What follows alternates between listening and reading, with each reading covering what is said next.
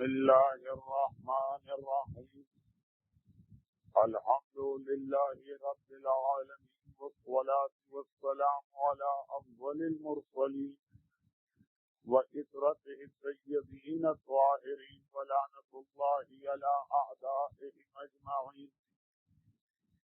أما بعد فقد قال الله الحكيم في كتابه الكريم بسم الله الرحمن الرحيم براءة من الله ورسوله إلى الذين عاهدتم من المشركين وسيئوا في الأرض 4 أشهر واعلموا أنكم غير معجز الله إن الله مخزي الكافرين. سیرت سرور کائنات آج 165 نمبر کی تقریر اور موجودہ سال کی یہ 10ویں تقریر ہے جو حسن اتفاق سے یا اس بابرکت ذکر کے توفیق ہمیں موقع مل گیا اور اس کے نتیجے میں وہ موضوع جو جلدی جلدی بیان کیا جاتا کبھی مکمل نہ ہو پاتا اور اس کے ساتھ ضمنی طور پر اور بہت سارے پیغامات جو مل رہے ہیں ان سب کو نظر انداز کرنا پڑتا. تو آئیے یہ خیال کرتے ہوئے کہ 165 ہفتوں میں یہ پہلا اتفاق ہے 2 تقاریر مسلسل ہو گئے. اس لیے بغیر کسی تمہید کی زحمت میں پڑے ہوئے حاضر مجمع کے بارے میں یہ خیال کرتے ہوئے کہ ذہن میں کل کی باتیں تو موجود ہوں بات کو آگے بڑھایا جائے. اور تذکرہ یہ ہو رہا تھا کہ پیغمبر اسلام کی عمر کا 61واں سال ہے. 9 ہجری اختتام کو پہنچ رہا ہے. ذی الحجہ کا مہینہ آیا تو ہر ایک کے ذہن میں یہ تمنا پیدا ہوئی اور یہ خیال آ گیا کہ اس سال تو لامحالہ ہمیں حج رسول اللہ کی قیادت و امارت میں حاصل ہوگا. لیکن مکے کا کنٹرول مسلمانوں کے ہاتھ میں ہونے کے باوجود کیونکہ ابھی تک اللہ کی جانب سے واضح حکم نہیں آیا تھا کہ مشرکین کے ساتھ کیا معاملہ کیا جائے. اسی لیے حج اسی انداز سے چلا آ رہا تھا.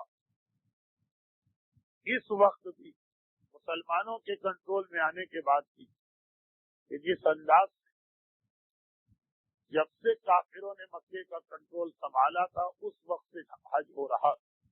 ابھی تک انداز وہی. چنانچہ اب ضرورت پڑی یا پروردگار کی مصلحت ہے کہ اس موقع پر ایک طرف تو اس حج کو جو اسلام کی اہم ترین عبادت بننے والی ان تمام لغویات و خرافات سے پاک کر دیا جائے اور حج واقعاً حج لگے. انسان کو یہ محسوس ہو کہ جیسے وہ خانہ خدا یعنی اللہ کا مہمان بن کے اللہ کے گھر میں پہنچا. وہ روحانیت کا جذبہ طاری. اور دوسری جانب اسی حج کے حوالے سے ایک بالکل کلیئر پالیسی اور ایک بالکل واضح موقع سامنے آ جائے کہ اب مسلمان اور مشرک کے تعلقات کیسے ہونا چاہیے. اور یہی وجہ کہ قرآن کریم کو ایک ایسا سورہ دیا گیا جس کا نام ہی جلال والا براءت کا سورہ. براءت اگرچہ پاکستان میں جو قرآن چھپتے ان میں زیادہ تر اس کا نام سورہ توبہ کیونکہ یہ سورہ اگر ایک جانب مشرکین کے لیے شمشیر برہنہ بن کر نفرت اور بیزاری ظاہر کر رہا، تو جب آگے چل کر اس میں مومنین کا تذکرہ ہوا تو سورے کا انداز ہی بدل گیا اور رحمت اور توبہ کی بات ہو رہی۔ اسی وجہ سے اس سورے دو ایسے نام کہ بظاہر ان دونوں ناموں میں تضاد نظر آ رہا، جیسے دن اور رات کو جمع کیا جائے، جیسے سردی اور گرمی کو جمع کیا جائے، کہ ایک طرف اس کا نام ہے بیزاری، نفرت اور رسوا کرنے والا سورہ، دوسری جانب اسی کا نام ہے توبہ قبول کرنے والا سورہ۔ اور یہیں پر وہ بات کہی جاتی کہ بہرحال تبلیغ سے جو طریقہ ہے وہ یہی ہوتا کہ جلال و جمال دونوں کو جمع کیا جائے، بشارت و نظارت دونوں کو جمع کیا جائے، خوشخبری اور ڈرانا دونوں کو جمع کیا جائے، اور ان دونوں کو جمع کر کے جو معجون بنائی جائے وہ ایک گناہگار کو شفا پہنچاتی۔ یہ دوسری بات کہ حالات زمانہ کے تحت کبھی سختی کا حصہ بڑھانا پڑتا، ویسے تو 50-50 ہونا چاہیے، لیکن حالات کے تحت کبھی سختی کو 90% کرنا پڑتا ہے اور رحمت کو 10%، اور کبھی اس کے برعکس۔ کیوں؟ یہ سورہ ایک ایسے دور میں نازل ہوا کہ ابھی تک مشرکین نہ صرف یہ کہ موجود تھے بلکہ اس بے حیائی اور بے شرمی کے ساتھ موجود تھے کہ اسلام کو دیکھتے ہوئے، مکے کو اسلامی شہر دیکھتے ہوئے وہ اپنا طریقہ چھوڑنے کو تیار نہیں۔ اسی لیے اس سورے میں رحمت اور ڈرانا دونوں جمع ہوئی، مگر آغاز ڈرانے سے ہی اور رحمت آخری آیتوں میں آئی۔ 129 آیتیں اس سورے میں، جس میں تقریباً 117 یا 18 تک آیتوں یا ڈرانا ہے یا رسوا کرنا، اور آخری 8-10 آیتوں رحمت کا عنصر شامل کیا گیا۔ سورہ شروع ہو رہا اس جاہ و جلال سے، کہ اب یہ بہتر محسوس ہوتا کہ پہلے اس کی ابتدائی 3-4 آیتوں کا فقط ترجمہ پڑھ دیا جائے اور پھر کل جہاں تک واقعہ پہنچا وہاں سے بات کو آگے بڑھایا جائے۔ اعلان ہو رہا براءۃ من اللہ، یہ لفظ برات وہی کہ جس سے لفظ تبرہ بھی بنتا، یعنی سورہ توبہ قرآن کریم کا نواں سورہ، یہ شروع ہو رہا ہے تبرے کے اعلان، براءۃ من اللہ و رسولہ۔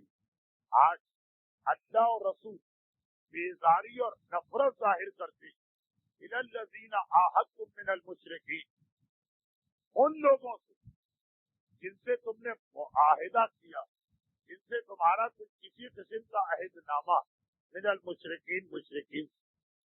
آج یہ معاہدہ کرنے والے مشرکوں اللہ اور اللہ کے رسول بیزاری کا اعلان کر رہے، وَفِيهُ فِي الْأَرْضِ أَرْبَعَةَ أَشْهُرٍ، اے شرک کرنے والوں 4 مہینے اور زمین میں گھومتے رہو، وَفِيهُ سیاحت کر دو، گھوم پھر لو زمین میں 4 مہینے اور، مدت دے دی اسلام، 4 مہینے کی مدت تمہیں دی جا رہی۔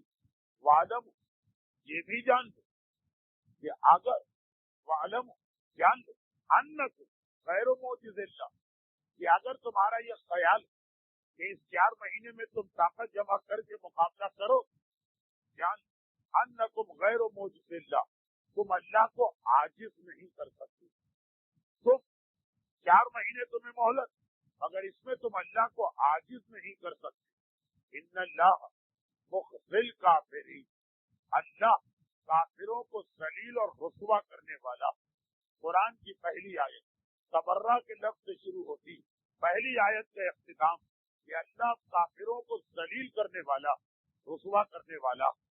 پہلا اعلان کہ کافروں سے جتنے معاہدے کیے گئے ہیں سب ٹوٹ، معاہدہ توڑنے کے بعد اب دوسرا اعلان اس سے زیادہ سخت ہے کہ عام مشرکین سے اب دوری اختیار کی جا رہی ہے، دوستی اور اخلاق بھی ختم ہو رہا۔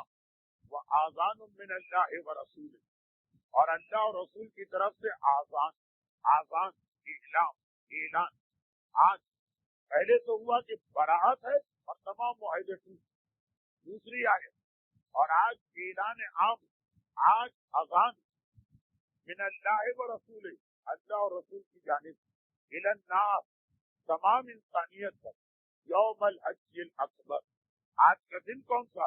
آج یہ حج اکبر کا دن، آج اس حج اکبر کے دن اللہ اور رسول کی جانب سے ایک اعلان عام، ان اللہ بریء من المشرکین ورسولہ، اللہ اور اللہ کا رسول مشرکین سے ہر قسم کی بیزاری اختیار کرتے ہیں۔ اب فقط معاہدے کی بات نہیں ہے کہ وہ ٹوٹ گئے، بلکہ اب ہر قسم کی دوستی توڑی جا رہی، لیکن پھر بھی مشرکین کو ایک ہدایت کی جا رہی، وَإِن تُبْتُمْ وَهُوَ خَيْرٌ لَكُمْ، ابھی بھی موقع، اگر توبہ کر، لفظ توبہ دوسری آیت میں جس سے سورے کا نام توبہ بنا، وَإِن تُبْتُمْ، اگر ابھی بھی تم توبہ کر، وَهُوَ خَيْرٌ لَكُمْ، تو یہ تمہارے لیے بہت اچھا، لیکن وَإِن تَوَلَّيْتُمْ، اگر یہ اعلان سننے کے بعد بھی تم منہ پھیر، یہ اعلان سننے کے بعد بھی تم روگردانی کر، پھر اعلان دوہرا، وَاعْلَمْ أَنَّكُمْ غَيْرُ مُعْجِزِ اللَّهِ، یاد رکھو تم اللہ کو عاجز نہیں کر سکتے، تم اللہ کو کمزور نہیں کر سکتے ہو، تم اللہ کی طاقت کے مقابلے میں نہیں آ سکتے۔ اور پھر اس کے بعد تیسری آیت شروع ہو رہی، إِلَّا الَّذِينَ عَاهَدتُّم مِّنَ الْمُشْرِكِينَ، ہاں اس اعلان سے وہ مشرکین مستثنا، إِلَّا الَّذِينَ عَاهَدتُّم مِّنَ الْمُشْرِكِينَ، وہ مشرکین اس اعلان سے باہر کہ جنہوں نے تم سے معاہدہ کی، ثم لم ينقصوكم شيئا، پھر اپنے معاہدے میں ذرا سی بھی مخالفت نہیں، ولم يظاهروا احدا ولم يظاهروا عليكم احدا، اور نہ ہی تمہارے کسی دشمن کی مدد کی۔ دیکھیے اب اتنا سخت اعلان پھر بتایا جا رہا، مگر نہیں، وہ مشرک نہیں جو معاہدہ کر کے اپنے معاہدے کی پابندی کر رہے، جو معاہدہ کرنے کے بعد نہ تو اس میں کوئی کمی کر رہے اور نہ ہی تمہارے کسی دشمن کی مدد کر رہے، وہ اس کے اندر شامل نہیں، ان کے اوپر اس اعلان کا اطلاق نہیں ہوتا۔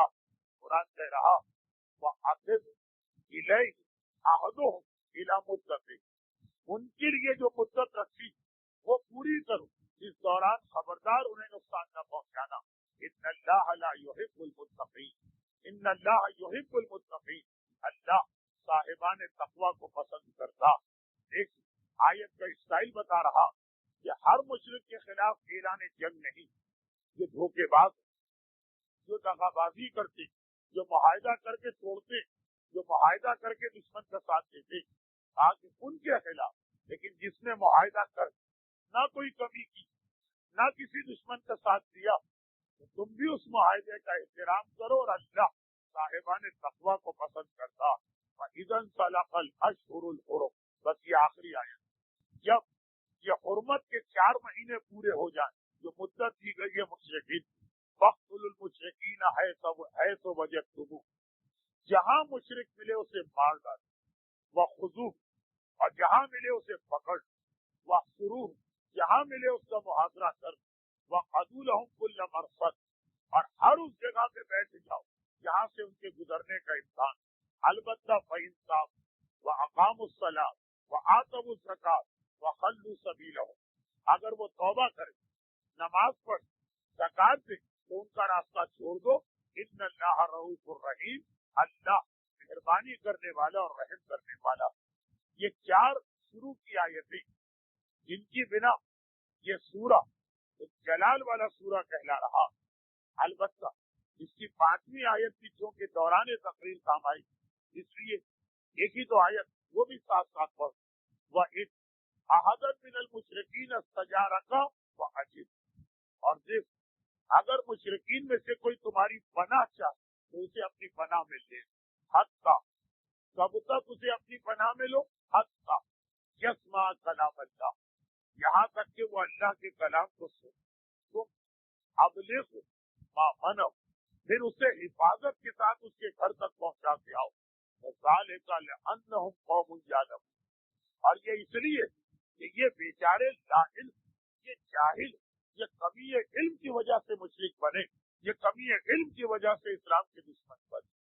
اب یہ 5 آیتیں تو میں نے تلاوت، اس کے علاوہ 5 اور آیت، یہ 10 کی 10 آیتیں مل وہ وہی بنی کہ جو اللہ کے رسول کو حکم دیا گیا کہ اس سال کے حج میں اسے پہنچا دو اور اعلان کر دو کہ اب کوئی لغویت و خرافات برداشت نہیں ہو اور تب اگلے سال تمہیں حج پہ جانا. تو 10 ہجری میں رسول نے حج کیا جو حجۃ الوداع. اب اس سے پہلے کہ تاریخی ترتیب سے بات کو آگے بڑھایا جائے، اس 5 آیتوں 3 ایسے چھوٹے چھوٹے مسئلے آ گئے کہ جن پر علماء اسلام نے خاصی بحث ہوئی، اور کیونکہ ان میں 2 مسئلے ہمارے اور آپ کے لیے جاننا بہت ضروری ہے، ایک ہمارے ایمان کے اعتبار سے اور ایک ہمارے عمل کے اعتبار سے.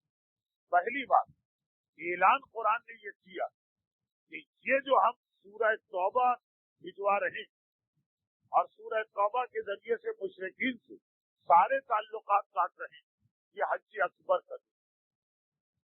عوام کے اندر ایک بہت مشہور اصطلاح ہے حج اکبر. لفظ قرآن میں آیا، لیکن قرآن نے جسے حج اکبر کہا عوام نے اس کو بالکل بدل دیا. عام طور پہ حج اکبر کے معنی لیے جاتے ہیں وہ حج جو جمعے کے دن پر. قرآن اور احادیث حج اکبر کا جمعے سے کوئی تعلق ظاہر نہیں کیا گیا، لیکن مجھے معلوم کہ ہمارے مومنین کرام کتنا زیادہ اس غلط خیال کے اوپر اعتقاد رکھتے ہیں کہ حج اکبر تو جمعے کے حج کا نام. مجھے اس لیے معلوم کہ میرے ساتھ بہت سارے حاجی ہوتے ہیں اور جو میرے ساتھ نہیں ہوتے، لیکن مکہ میں تو ساری دنیا کے حاجی مل جاتے ہیں، ملاقات تو ہوتی، ہر ایک تڑپتا اور کہتا ہے کہ مولانا دعا کریں کہ اس سال جمعے کا حج ہو جائے. اور اگر کبھی اتفاق ایسا لگتا کہ چاند کی وجہ سے جمعے کا حج ہو سکتا، لیکن کبھی تو ایسا کہ پتہ چلا حج دین کو پڑ رہا. اب اگر چاند میں ایک دن پہلے ایک دن بعد ہو جائے تب جمعہ تو نہیں ملے گا، یا اتوار ہو جائے گا یا بدھ منگل ہو جائے گا. لیکن جب چاند کے حساب سے جمعرات جمعے کا حج لگ رہا، اب ہر مومن کے دل کی دھڑکن تیز ہو جاتی ہے. لوگ بار بار کہتے ہیں کہ مولانا دعا کریں کہ حج اکبر ہو جائے. اچھا دعا تو ایک دوسرے سے بھی کہتے ہیں، ہم سے مزید پوچھتے ہیں یہ طریقہ کیا ہے یہاں پہ چاند کے اعلان کا، کیونکہ یہ خیال کرتے ہوئے کہ یہ تو کئی سال سے جا رہے ہیں، یہ کب پتا چلے گا کہ یہ حج جو ہے وہ جمعے کا حج ہے کہ نہیں، یہ چاند کا اعلان کتنے دن کے بعد ہوتا. ہم ان کی بے چینی دیکھتے. اچھا عجیب بات یہ کہ اگر جمعے کے حج اکبر مان بھی لے، اگرچہ یہ اسلام نہیں مانتا، اگر جمعے کے حج کو حج اکبر مان بھی لے تو عجیب بات یہ کہ چونکہ اس کے اندر بہرحال شیعہ اور غیر شیعہ فقہ میں ایک اختلاف ہے. کیا اختلاف ہے؟ بھائی حج تو 5 دن چلتا، کون سا دن جمعے کو پڑھے تو کہا جائے گا حج جمعے کو ہوا. حج تو 5 دن چلتا. میرے سامنے میرے بائیں ایسے لوگ نظر آ رہے ہیں جو حج کر چکے، ان کو معلوم کہ حج 1 دن کی بات تو نہیں، 4-5 دن کی بات. تو آخر یہ جو بے چینی حج جمعے کو پڑھے، تو کون سا دن ان 5 دنوں میں جمعے کو پڑھے تو ہم یہ کہیں گے کہ حج جمعے کو ہوگا. عامت المسلمین کا خیال کہ عرفات کا دن اگر جمعے کو مل جائے، عرفہ بقرعید سے 1 دن پہلے، تو وہ مانا جائے گا کہ حج جمعے کو ہوا. پہلی بات، ائمہ طاہرین کی تقریباً تمام روایتوں کہ جی حج کا دن 9 ذی الحجہ نہیں ہے بلکہ 10 ذی الحجہ.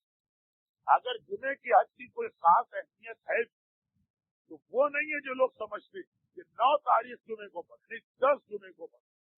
اور میں یہ بتا دوں کہ اسی وجہ اگر جمعے کے حج کی کوئی اہمیت ہے تو کتنے ہی حاجی ایسے کہ جن کو عوامی حج اکبر مل گیا، یعنی بقرعید کے دن جمعے کا، لیکن چونکہ وہ عام مسلمانوں کے نزدیک عرفات کا دن تو جمعرات کو پڑا، ان کے منہ لٹکے رہے کہ اس سال ہمارا حج اکبر چھوٹ گیا.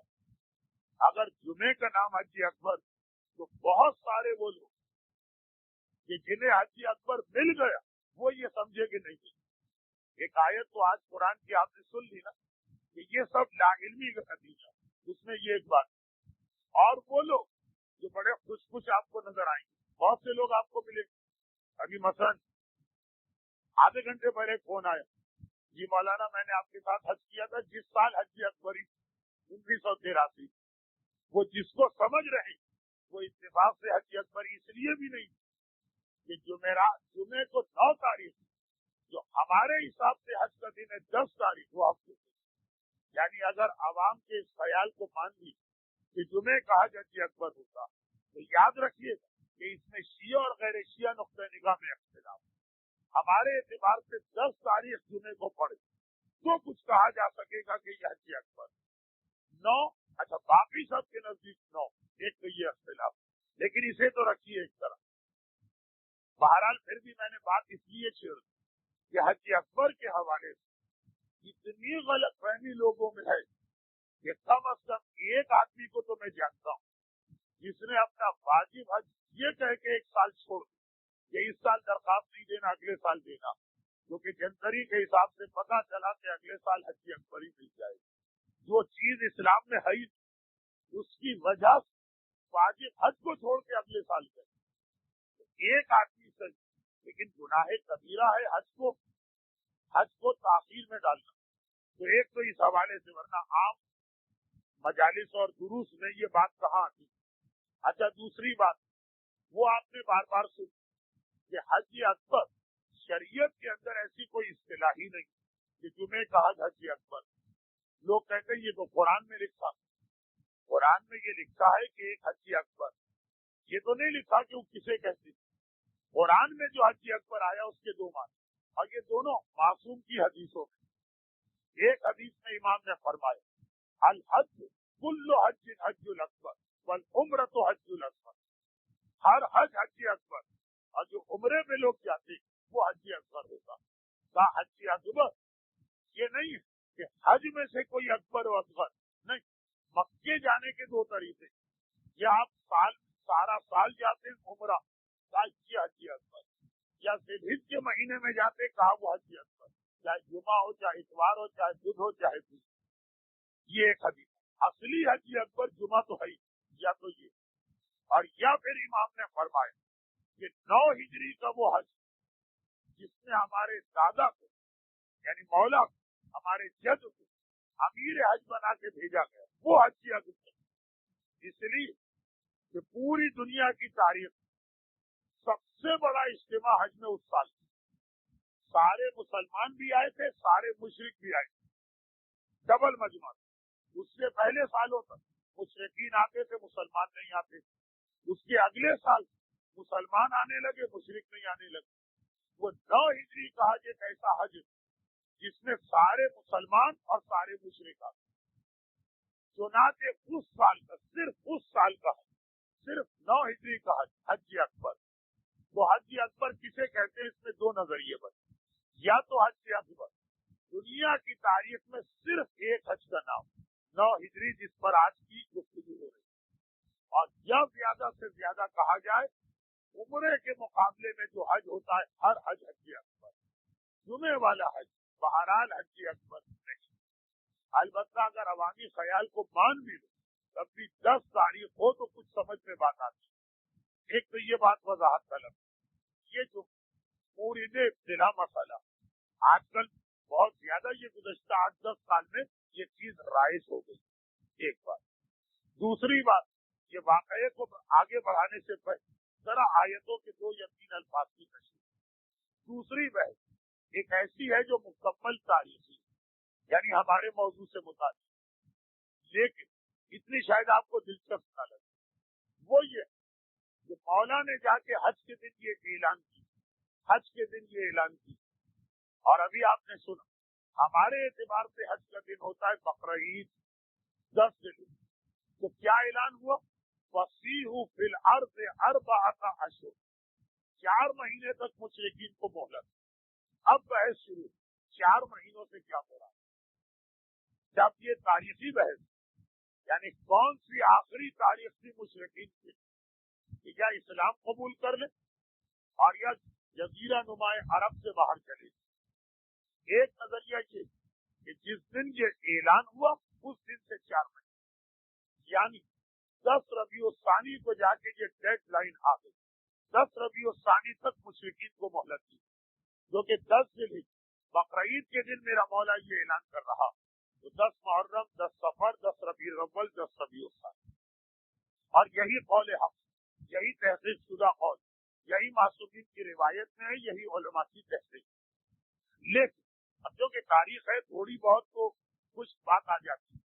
البتہ دو نظریے اور وہ یہ کہ حج کا مہینہ تو شروع ہو جاتا ہے عید کے دن، بقرعید نہیں عید، لیکن جو عید کا دن، عید رمضان کے روزے ختم کر کے پہلی شوال، وہاں سے حج کے مہینے شروع ہوئے.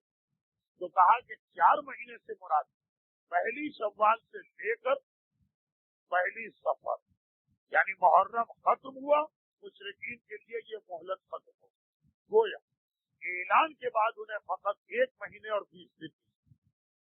تیسرا نظریہ یہ کہ نہیں، یہ مہلت ختم ہوئی 4 مہینے کے بعد جس دن میرے مولا نے اعلان کیا، لیکن میرے مولا نے 10 ذی کو اعلان نہیں کیا، 10 ذی القعدہ کو اعلان کیا.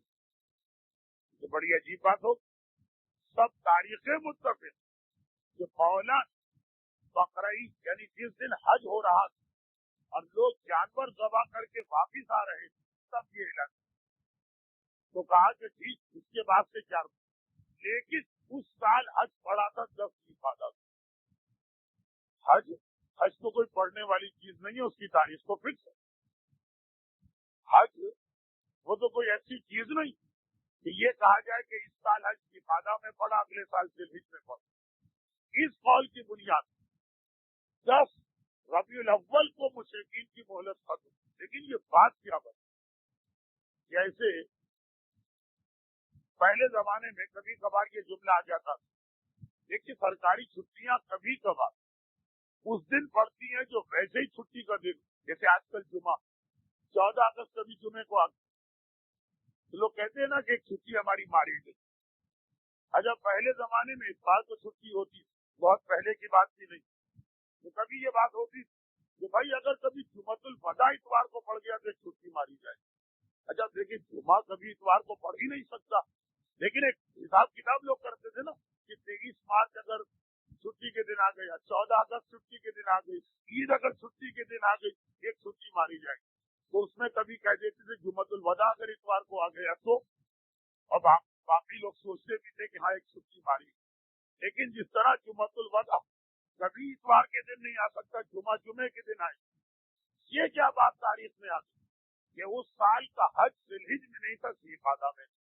ہاں یہ اسی سورہ توبہ کی آیت نمبر 37 پڑھ لیجیے گا آج گھر جا کر، کیونکہ وقت تو نہیں، میں بات کو اتنا بھی نہیں پھیلانا چاہتا ہوں کہ سمیٹی نہ جائے یہ بات. اچھا ایک مختصر سی بات، سورہ توبہ ہی کی 37ویں آیت، انما النسیء زیادۃ فی الکفر، خبردار مہینوں کو گھٹانا بڑھانا یہ کافروں کا طریقہ. اس سال سے پابندی لگ رہی. عربوں میں ایک خرابی یہ بھی آ گئی، جو میں نے کہا تھا نا کہ حج لغویات میں گر گیا، اس میں یہ ساری چیزیں. ایک خرابی یہ کہ عرب 4 مہینے جو اسلام نے احترام کے بتائے، کیا مطلب ان 4 مہینوں کے اندر جنگ نہ کر. اب عرب ہیں جنگجو قوم، کبھی کبھار وہ گھبرا جاتے، خصوصاً 4 میں سے 3 مہینے مسلسل آتے، ذی القعدہ، ذی الحجہ، محرم، یہ 3 احترام والے مہینے. 3 مہینے تک جنگ نہ کریں ان سے برداشت نہیں ہوتا، تو وہ کیا کرتے اپنی مرضی سے مہینے آگے پیچھے کر لیتے. کیا مطلب وہ بھی سن لیجیے، کیا مطلب کا آخری کیا مطلب. اور وہ یہ کہ ذی القعدہ کا مہینہ گزرا، ذی الحجہ کا مہینہ گزرا، اب محرم آ رہا، محرم میں بھی تلوار چلانا حرام. وہ اعلان کرتے اس سال ہم نے سفر پہلے کر لیا، محرم بعد میں کر لیا. تو آپ سفر پہلے آ گئے، 2 مہینوں کے بعد تیسرا مہینہ سفر کا، سفر میں تلوار چلانے کی اجازت، وہ قریظی کی، اس کے بعد پھر محرم آ گئی، پھر ربیع الاول آ گئی. یہ ایک عام طریقہ، البتہ ہر ایک کو یہ اختیار نہیں. ایک قبیلہ بنو کنانا کے سردار کو یہ اختیار کہ اگر مہینے آگے پیچھے کرنا تو یہ اس کی ذمہ داری. وہ آئے گا اور خانہ کعبہ کے قریب کھڑے ہو کے اعلان کرے گا کہ اس سال مہینے آگے پیچھے کیے. ایک تو یہ وجہ تھی. دوسرا عربوں کا ایک طریقہ یہ کہ آپ نے کل سنا، اور ویسے تو ہر ایک کو معلوم حج قریش اور مکے والوں کے بزنس کا بہترین موقع تھا. اس حج میں اتنا کما لیتے جو سارا سال چلتا. لیکن کبھی کبھار ایسا ہوتا حج بڑی شدید گرمیوں میں آتا تھا, جیسے ابھی بھی 2-3 سال پہلے سے مئی جون میں حج آ رہا, حاجیوں کی تعداد کم ہو جاتی, جبکہ آج تو ایئر کنڈیشن ہے اور ساری سہولتیں. تو اس زمانے میں یہ تھا کہ حج جب کبھی گرمیوں میں آتا تھا تو قریش سوچتے تھے کہ اس کے نتیجے میں لوگ کم آئیں, بزنس کم ہو, وہ حج کے مہینے آگے پیچھے کر دیتے. کہتے تھے کہ اس سال حج ذوالحج میں نہیں ہوگا, اس سال حج مثلا ربیع الاول میں ہوگا, اس سال حج مثلا شعبان میں ہوگا. یعنی جو مہینہ سردیوں میں پڑ رہا, جو مہینہ موسم بہار میں پڑ رہا, تو 4-4 6-6 مہینے وہ گھٹا بڑھا لیتے. تو کہا گیا ہے کہ 9 ہجری میں جس سال میرے مولا کو بھیجا, اس سال عربوں اعلان کر دیا تھا کہ حج اس سال ذوالقعدہ میں. ذوالحج بہت گرمی والا مہینہ ہے, ہم 1 مہینے پہلے حج کر رہے ہیں. تو اصل میں وہ ذوالقعدہ, لیکن اس سال حج ہو رہا تھا. اچھا, یہ مسئلہ ذہن میں رکھیے گا, اس کی وجہ سے بہت سے تاریخی مسئلے جو ہیں ان میں پرابلم پیدا ہوتا. مثلا ایک روایت یہ کہ پیغمبر اسلام کا حمل شکم مادر یعنی جناب آمینہ کے شکم اس تاریخ کو پڑھا جو حج کی تاریخ. یہ حمل منعقد ہوا تاریخ حج, تو حج تو ذوالحج میں, تو پیغمبر کی ولادت ربیع الاول میں ہو گئی, 3 مہینے کے بعد کیسے پیدا ہوگی؟ اگر ہم کہیں کہ نہیں پھر وہ اگلا ربیع الاول ہو گئی. یہ دونوں باتیں طے شدہ, کیونکہ یہ بھی معصوم کی حدیث کہ ہمارے جد جناب آمینہ ان کی والدہ حاملہ ہوئی تھی پیغمبر کے حمل سے حج کے دوران, جب لوگ بنا میں ہوتے وہ ذوالحج, یہ بھی طے شدہ بات. پیغمبر کی ولادت ربیع الاول ہے, یہ بھی طے شدہ بات. ذوالحج سے ربیع الاول تو 3 مہینے بنتے, 3 مہینے میں تو ولادت ناممکن. معجزے کو چھوڑ عام کر لیں.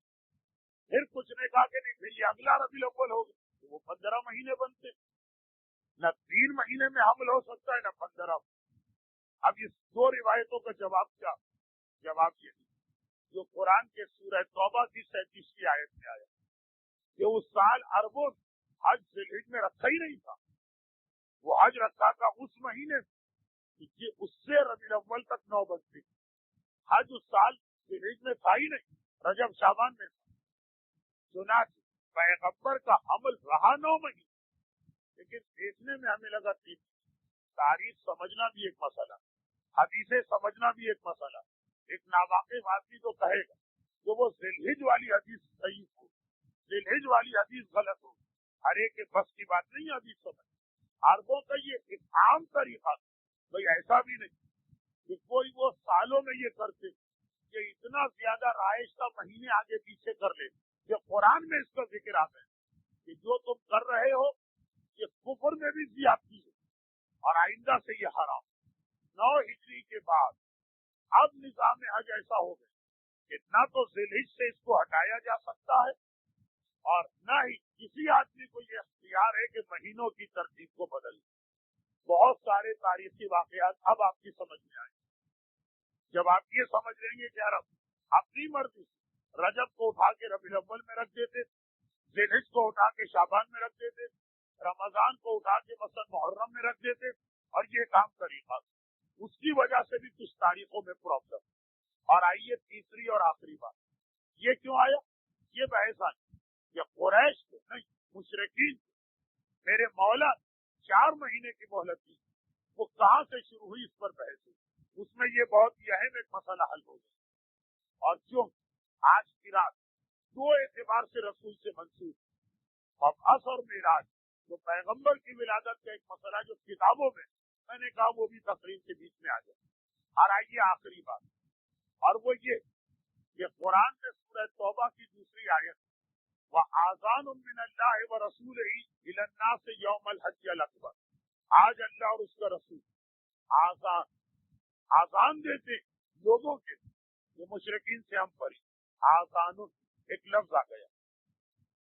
میرے چوتھے امام زین العابدین علیہ افضل الصلاۃ والسلام کی ایک حدیث, چوتھے امام کی حدیث یہ ہے کہ میرے جد علی ابن ابی طالب کا نام قرآن میں موجود، لیکن لوگوں کو نہیں پتا کہ یہ نام کہاں۔ راوی نے کہا مولا تو آپ کم از کم ہمیں تو بتا دیجیے۔ سورہ توبہ کی دوسری آیت، آذان، آذان میرے مولا، لقب ان کا پوتا میرا چوتھا امام کہہ رہا کہ میرے دادا کا ایک نام آذان، جیسے اللہ کے 99 نام مشہور، ویسے تو 1000 نام سوائے جوشن کبھی، پیغمبر اسلام کے بے شمار نام، خود چوتھے امام فرماتے میرے دادا کا ایک نام آذان۔ اور یہ آذان کہاں ہے؟ سورہ توبہ کی دوسری آیت میرے دادا کے نام سے شروع ہو رہی، جو ان کے سپرد یہ خدمت کی گئی کہ وہ جا کر اعلان کر ان کا نام یہ پڑھ گئی۔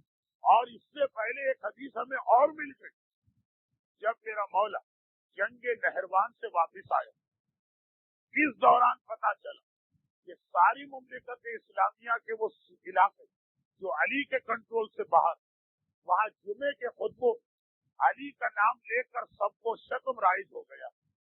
میرے مولا نے کوفے میں واپس آ کر، جس دوران میرا مولا خارجیوں سے نہروان کی لڑائی میں مصروف، وہی نہروان کی لڑائی جس کے نتیجے میں قدامہ عورت کے دل میرے مولا سے انتقام کا جذبہ پیدا ہوا، اس کا باپ اور بھائی اس جنگ میں مارا گیا۔ تو نہروان کی لڑائی میں میرے مولا مشغول، دوسروں نے فائدہ اٹھا کر اس دوران علی کے خلاف وہ برا بھلا کا سلسلہ شروع۔ جب میرا مولا کوفے آئے اور یہ اطلاع ملی تو ممبر کوفہ پہ تشریف لے اور اپنے فضائل کے بارے میں خطبہ کہ دیکھو آج مسلمان میرا نام لے کے مجھے برا بھلا کہہ رہے، لیکن پہچانو کہ میں کون، اپنا تعارف کرایا۔ اسی میں ایک جملہ یہ کہا، وَأَنَا مُؤَذِّنٌ فِي الدُّنْيَا وَالْآخِرَةِ، میں تو وہ جسے دنیا میں بھی مؤذن بنایا گیا اور آخرت میں بھی مؤذن بنایا گیا۔ اچھا یہ جملہ ارشاد فرمایا، پھر خود ہی اس کی وضاحت کی اسی خطبے میں۔ سورہ آراف کے اندر قرآن اعلان کر رہا، سورہ آراف کی 44ویں آیت، مولا نے آیت کا حوالہ نہیں کیا، سورہ آراف میں اعلان، کیا اعلان ہے؟ قیامت کے دن آ جائے، جنت والے جنت میں گئے، جہنم والے جہنم میں گئے۔ جنت والوں نے جہنم والوں سے کہا ہمارے رب نے جو ہم سے وعدہ کیا وہ تو پورا کیا، یہ بتاؤ جو تم کو ڈرایا گیا کیا وہ بھی پورا ہو؟ انہوں نے کہا کہ ہاں وہ بھی پورا ہو۔ ادھر جنت و جہنم والوں کی بات ختم ہوئی، قرآن کی آیت وَأَذَّنَ مُؤَذِّنٌ بَيْنَهُمْ اللَّعْنَةُ اللَّهِ عَلَى الظَّالِمِينَ، بس فوراً ایک مؤذن کھڑا ہو ان دونوں کے درمیان، قسیم جنت و النار، جنت و جہنم کے درمیان ایک مؤذن کھڑا ہو۔ سورہ آراف کی 44ویں آیت، اور وہ کہے گا لعنت اللہ علی الظالمین، اللہ کی لعنت ہو ظالموں پر۔ یہ خطبے میں میرا مولا کہہ رہا ہے، یہ آیت تم نے پڑھی ہے، وَأَنَا ذَلِكَ الْمُؤَذِّنُ، اور وہ جو مؤذن آخرت کا ہے وہ یہ میرا نام، یہ میرا ذکر ہے جو قرآن کہہ رہا۔ اور پھر میرے مولا نے اس خطبے کا تیسرا جملہ لیکن کہا میں دنیا اور آخرت کو مؤذن، اور پھر آخرت والی آیت پڑھی تو کہا نا ذالک المؤذن، وہ مؤذن میں، اور پھر سورہ توبہ یہ دوسری آیت پڑھی اور کہا کیا تم نے قرآن میں یہ بھی نہیں پڑھا وَآذَانٌ مِّنَ اللَّهِ وَرَسُولِهِ، اللہ رسول کی جانب سے آج اعلان کہا وَأَنَا هَٰذَا الْمُؤَذِّنُ، اور یہ دنیا والا مؤذن بھی میں، وہ آخرت والا مؤذن بھی میں، یہ دنیا والا مؤذن بھی میں۔ سورہ آراف میں جس کا ذکر ہوا وہ بھی میں، سورہ توبہ میں جس کا ذکر ہوا وہ بھی میں۔ تو یہ دوسری آیت آذان من اللہ ورسولہ، یہ خالی آیت نہیں، اس میں میرے مولا کا وہ لقب بھی آ گیا جس کے حوالے سے ممبر کوفہ سے میرا مولا اظہار فخر کر رہا، اور یہ تو پورا واقعہ ہے۔ اب یہ اختتامی منازل پر یہ پورا واقعہ ہی علی کی فضیلتوں کا واقعہ، یہ پورا واقعہ۔ اب تو آپ نے آیتیں سنی کہ کیا آیتیں نازل، اب اس کے بعد یہ آیتیں کس کو دی جائیں۔ اب جو واقعہ میں پڑھ رہا ہوں بہت سمجھ کر احتیاط کے ساتھ تفصیل میں گئے بغیر، لیکن اشارہ کر دوں 73 علماء عامہ، جو ہمارے علماء ان کو چھوڑ 73 علماء عامہ پیغمبر کے 13 مختلف صحابیوں کے ذریعے سے اس واقعے کو نقل کیا جو اس وقت آپ کے سامنے پیش کیا جا رہا۔ مسند احمد ابن حنبل میں 3 جگہوں پہ یہ پوری روایت موجود ہے۔ صحیح بخاری کی جتنی شرح، فتح باری ہو، عینی ہو، قسطلانی ہو، سب کے اندر یہ واقعہ موجود ہے۔ تفاصیل تقریباً ساری تفاصیر اس واقعے سے بھری ہے، اور 13 عظیم صاحب خود میرے مولا کے حوالے سے یہ حدیث، ہمارے علماء کے پاس نہیں، حضرت ابوبکر کے حوالے سے یہ حدیث، حضرت عبداللہ ابن عمر کے حوالے سے یہ حدیث، حضرت ابو ہریرہ کے حوالے سے یہ حدیث، انس ابن مالک کے حوالے سے یہ حدیث، عبداللہ ابن عباس کے حوالے سے یہ حدیث، ابو رافع کے حوالے سے یہ حدیث، اور ساتھ میں ابو ذر غفاری، ابو سعید خدری، جابر ابن عبداللہ انصاری اور عمران ابن حسین، ان سب کے حوالے سے، اور پھر سعد ابن ابی وقاص کے حوالے سے یہ حدیث دوسرے انداز سے۔ ایک مرتبہ کسی نے جا کے سعد ابن ابی وقاص سے کہا، کیا تمہیں علی کی کوئی فضیلت یاد ہے؟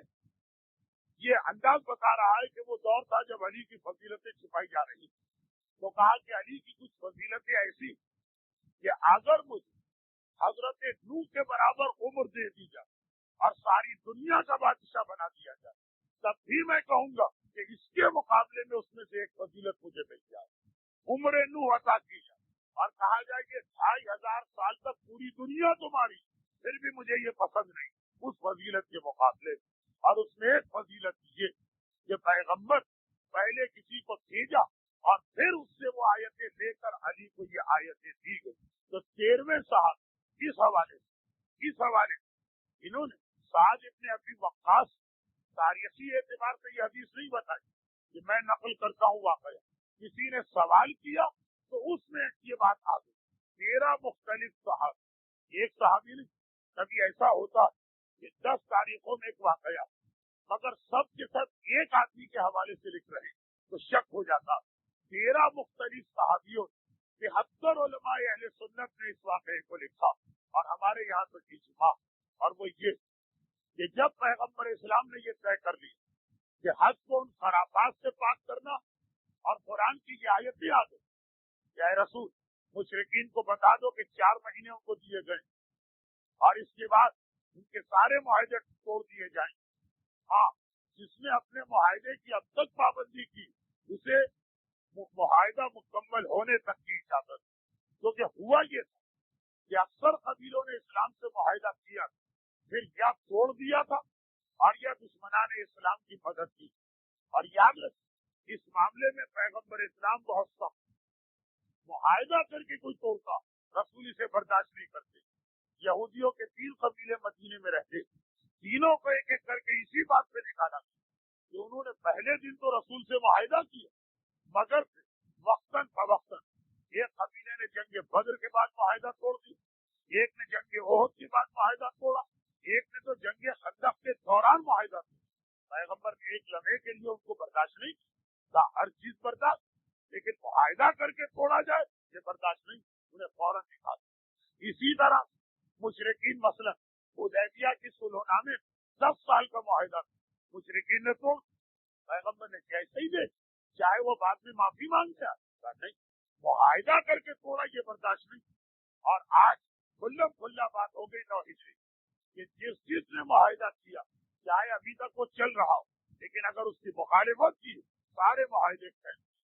اب تو یہ 2 چیزیں پہنچانا ہے مکے والوں کو، ایک تو وہ خرافات سے حج کو پاک کرنا، اور دوسرے یہ اعلان پہنچانا سنا کہ پیغمبر اسلام ہماری روایت کے مطابق 30 آدمیوں کی یا 40 آدمیوں کی ایک جماعت تیار ہے، اور بعض علماء نے لکھا کہ 300 یا 400، اور اپنے صحابی ان کا قائد بنا کے دے اور کہا تم جاؤ۔ ابھی وہ راستے میں تھے کہ جبرائیل ایک مرتبہ نازل ہوئے، وہ جو میں نے ابھی 13 صحابی اور 73 علماء کے حوالے دیے وہ ان جملوں کے لیے جو اب آ رہے ہیں۔ جبرائیل نازل اور کہا کہ اے رسول حکم خدا لا یوتیھا الا انت اور رجل منک، یہ وہ پیغام ہے جسے کوئی نہیں پہنچا سکتا، یا تم خود جاؤ اور رجل منک، یا اس مرد کو بھیجو کہ جو تم میں سے۔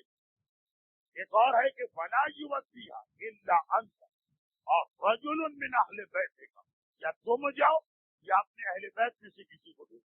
اور ایک تیسری روایت لا یؤدیھا الا انت اور علی نام لے کے آیا، یا تم جاؤ یا علی کو بھیجو. یہ تین مختلف ورژن ملتے مگر تینوں کا لب لباب تھے. پیغمبر اسلام نے فوراً میرے مولا کو بلایا. یہ بھی ان مقامات میں سے ایک یا اللہ کے رسول جان بوجھ کر علی کو پیچھے کیا تاکہ بعد میں کسی کو اعتراض نہ ہو کہ ہر جگہ علی کو آگے کیا جاتا.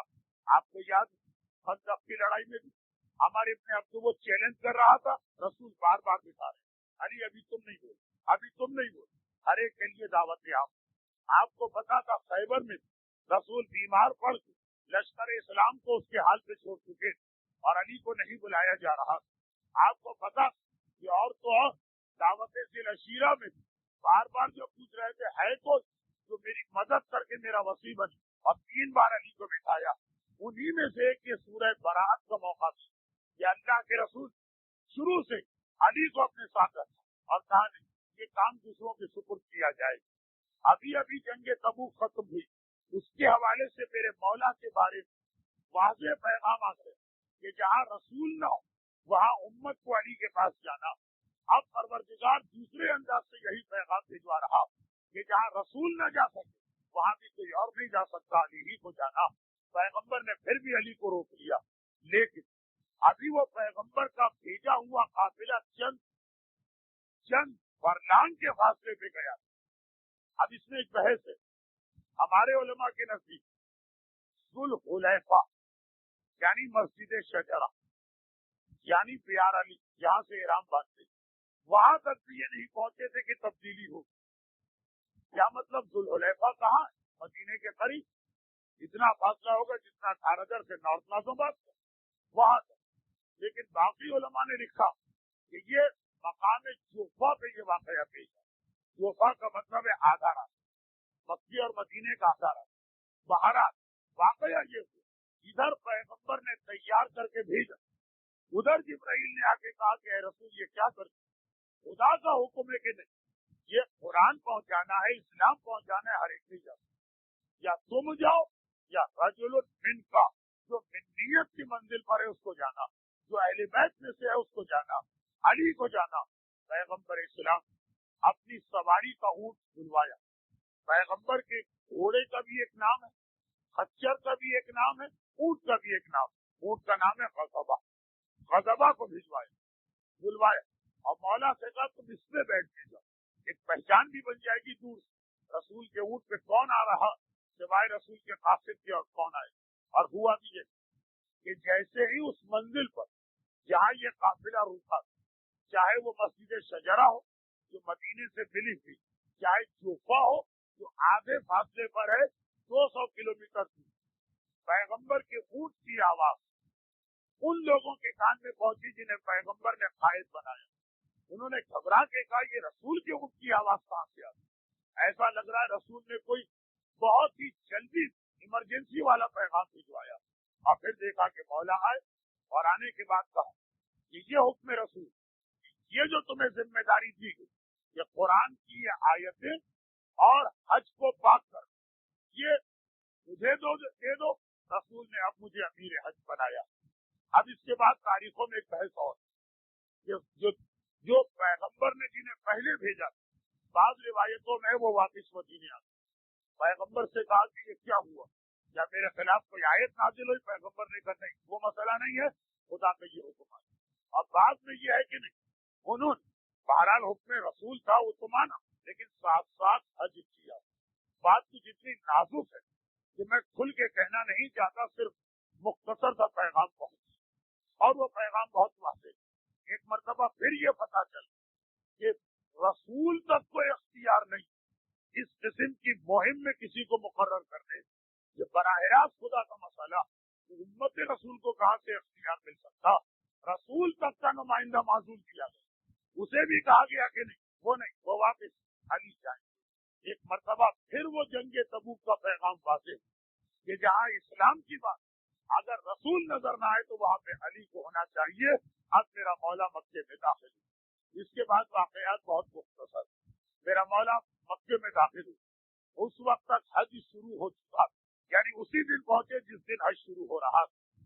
میرا مولا عرفات کے میدان میں سارے مسلمانوں کے ساتھ گئے، یہ 9 تاریخ کو ہوتا۔ اس کے بعد جب رات آئی تو سارے مسلمان مشعر الحرام میں جاتے، یہ ایک اور میدان، میرا مولا وہاں۔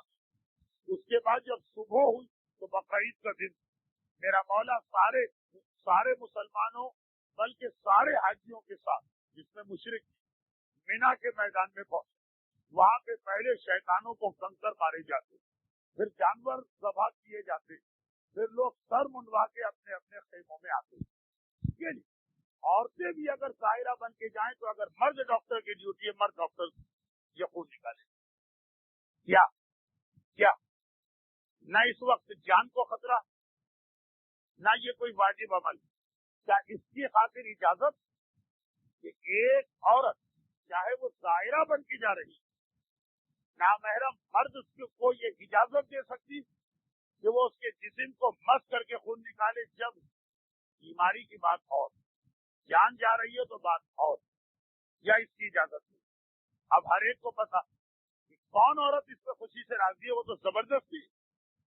ایسے بھی لوگ ہیں جنہوں نے وہاں کے ماحول کو دیکھ کے کہا کہ جو آپ کو چاہیے لے، یا تو اس ٹیسٹ کو ہی چھوڑ دیں یا کوئی خاتون ڈاکٹر کا انتظام، پیسے تو خرچ کرنے کو تیار ہے کہ حرام نہ ہو، لیکن نہیں، وہ کہتے ہیں کہ تو ہوگا، کچھ کو چھوڑ دیا، کچھ کو کہا کہ ہو۔ اب یہ فتویٰ میں نے پوچھوایا تمام مراجع سے کہ اس حالت میں کیا ہوگا، لیکن فرض کیجیے کہ اگر جو بظاہر لگ رہا ہے منع آ جائے، پھر بھی یہ فعل حرام ہوگا، اس لیے کہ زیارت کے نام پر ہر چیز ہمارے یہاں جائز سمجھی جاتی ہے۔ اسی طریقے سے درگاہوں کے اجتماع، محفلوں کے اجتماع،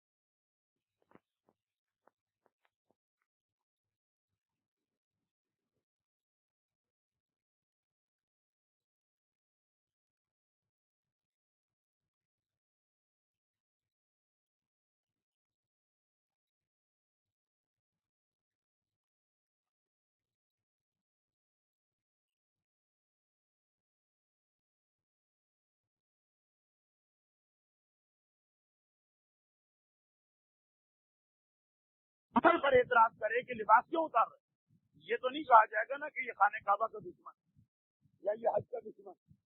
اسی طرح یہاں پہ بھی کوئی یہ نہ کہے ایسا لگ رہا ہے کہ مولانا مثلاً عالم کے یہ سلجنا کی اس کی بات نہیں ہوتی. بات ہو رہی ہے کہ اس کی توہین ہو رہی ہے. یہ محبت نہیں ہے، یہ اس کی توہین ہے. ننگا طواف یہ خانہ کعبہ کے احترام نہیں ہے، یہ خانہ کعبہ کی بے احترامی. لیکن بات ہو رہی جو چیز جس کے ماحول میں رقص بس جائے وہ سمجھتا ہے کہ بس یہ تو بالکل صحیح ہے، اس میں کیا حرج ہے. یہ تو باہر سے دیکھنے والے بتاتے ہیں کیا حرج ہے، قریش کو اس میں کوئی برائی نہیں لگ رہی. آج بھی یورپ امریکہ میں کتنے ہی ایسے گروہ جو لباس پہننے کی زحمت گوارا نہیں کرتے اور کہتے اس میں کیا برائی، ہمیں پتا ہے کیا برائی، ان کو نہیں پتا چلتا کیونکہ وہ اس کے آدمی.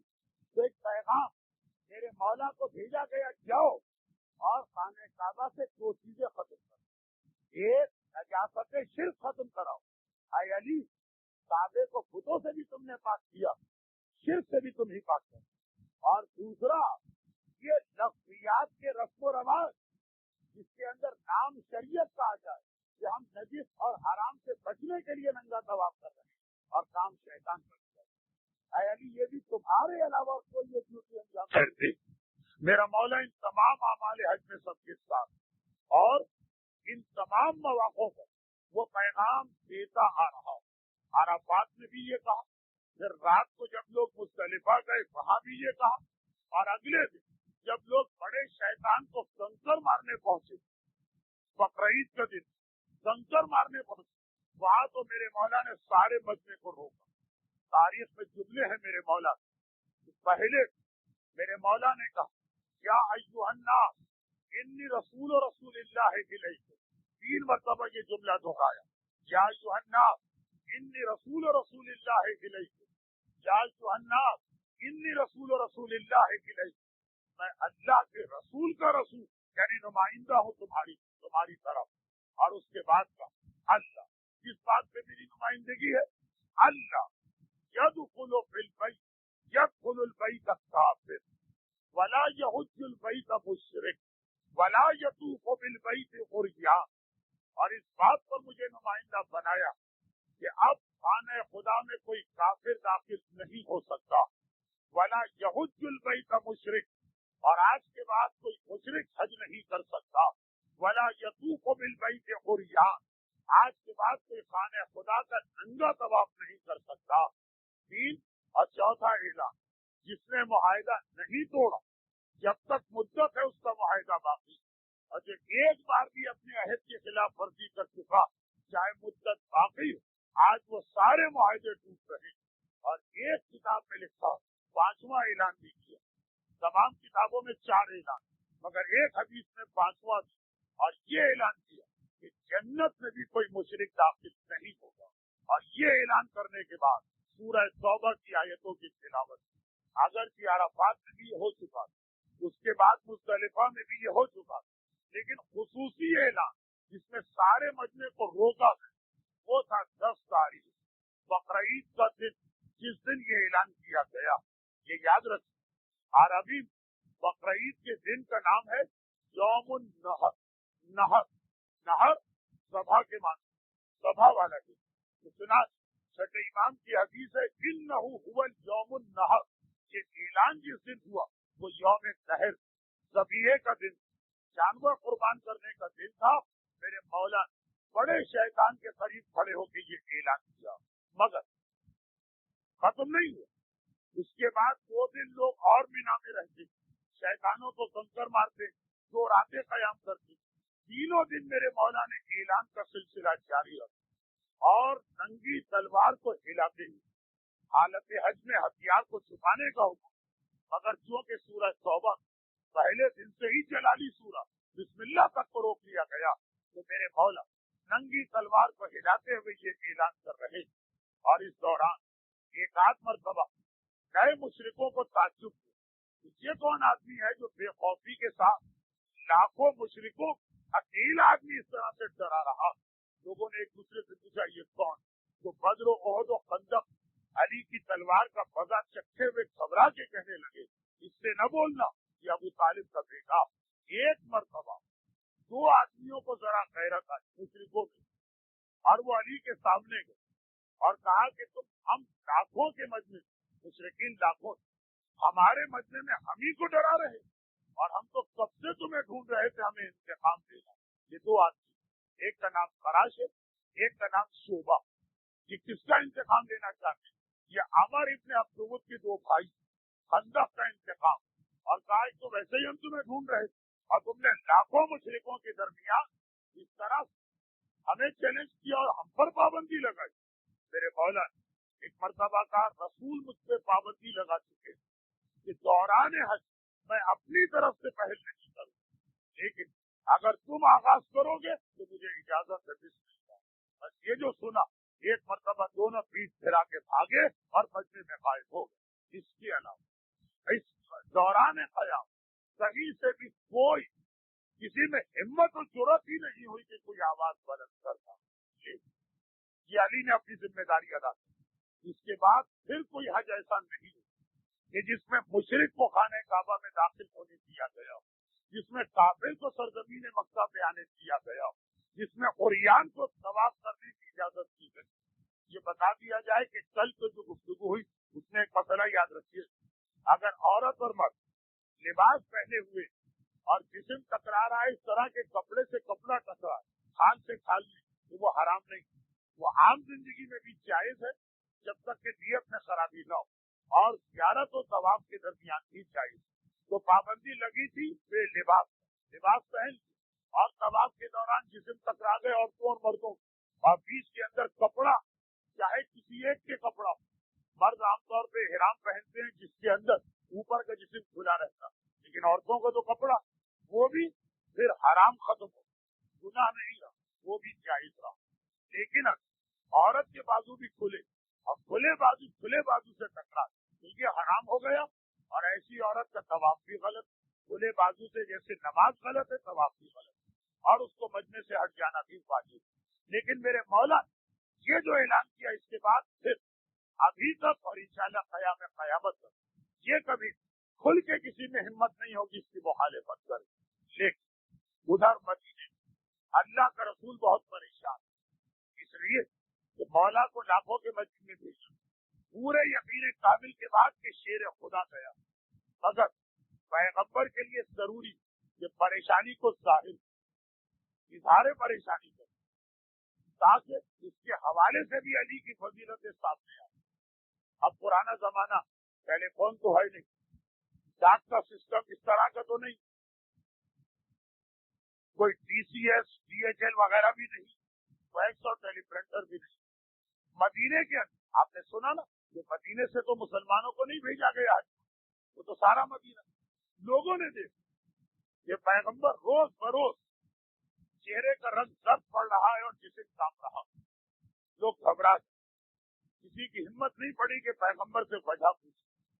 ایک دن ابو ذر غفاری کو لوگوں نے بلایا اور کہا کیا ابو ذر آپ کا مقام پیغمبر اسلام کی بارگاہ میں بہت بلند، آپ ذرا جا کے پوچھیں، ہمیں ڈر لگ رہا کہ کہیں ایسا تو نہیں کہ رسول اللہ کو یہ اطلاع مل گئی ہو کہ ان کی موت کا وقت قریب اس لیے پریشان، یا ایسا تو نہیں کہ رسول اللہ بیمار ہو گئے.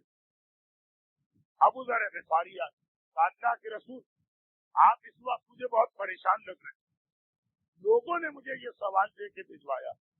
پیغمبر نے کہا کہ اے ابا ذر اول تو موت کی کوئی اطلاع نہیں، اور اطلاع بھی وہ کیا ڈر، تو مجھے مرنا، مجھے معلوم ہے کہ ایک دن مرنا، موت سے کیا ڈر، اور کوئی بیماری بھی نہیں.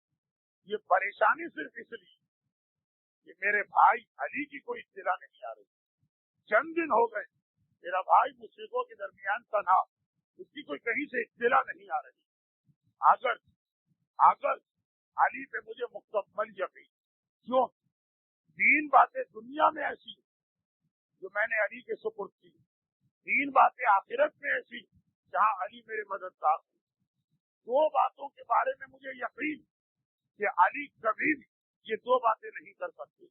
ایک بات کے بارے میں مجھے شک اور مرتے دم تک شک رہے، یہ جو مشہور حدیث ہے یہ اسی حوالے سے کہ جب میرا مولا وہاں عرفات اور مزدلفہ اور بنا کے میدان پیغام حق لاکھوں مشرکوں کو پہنچا رہا، ادھر رسول یہ ارشاد فرما رہے ابو ذر کے لیے بھی یہ نئی حدیث، گھبرا کے کہا میرے مولا کی کیا فضیلتیں آپ نے بتائی، دنیا کی کون سی 3 چیزیں جن میں آپ کو علی پہ، جس میں علی آپ کے مددگار، اور آخرت کی کون سی 3 چیزیں جس میں علی آپ کے مددگار، وہ کیا 2 باتیں کہ جس میں آپ کو یقین ہے کہ علی میں یہ 2 باتیں نہیں آئی، اور وہ کیا چیز علی کے بارے میں جس کے بارے میں آپ کو شک کہا۔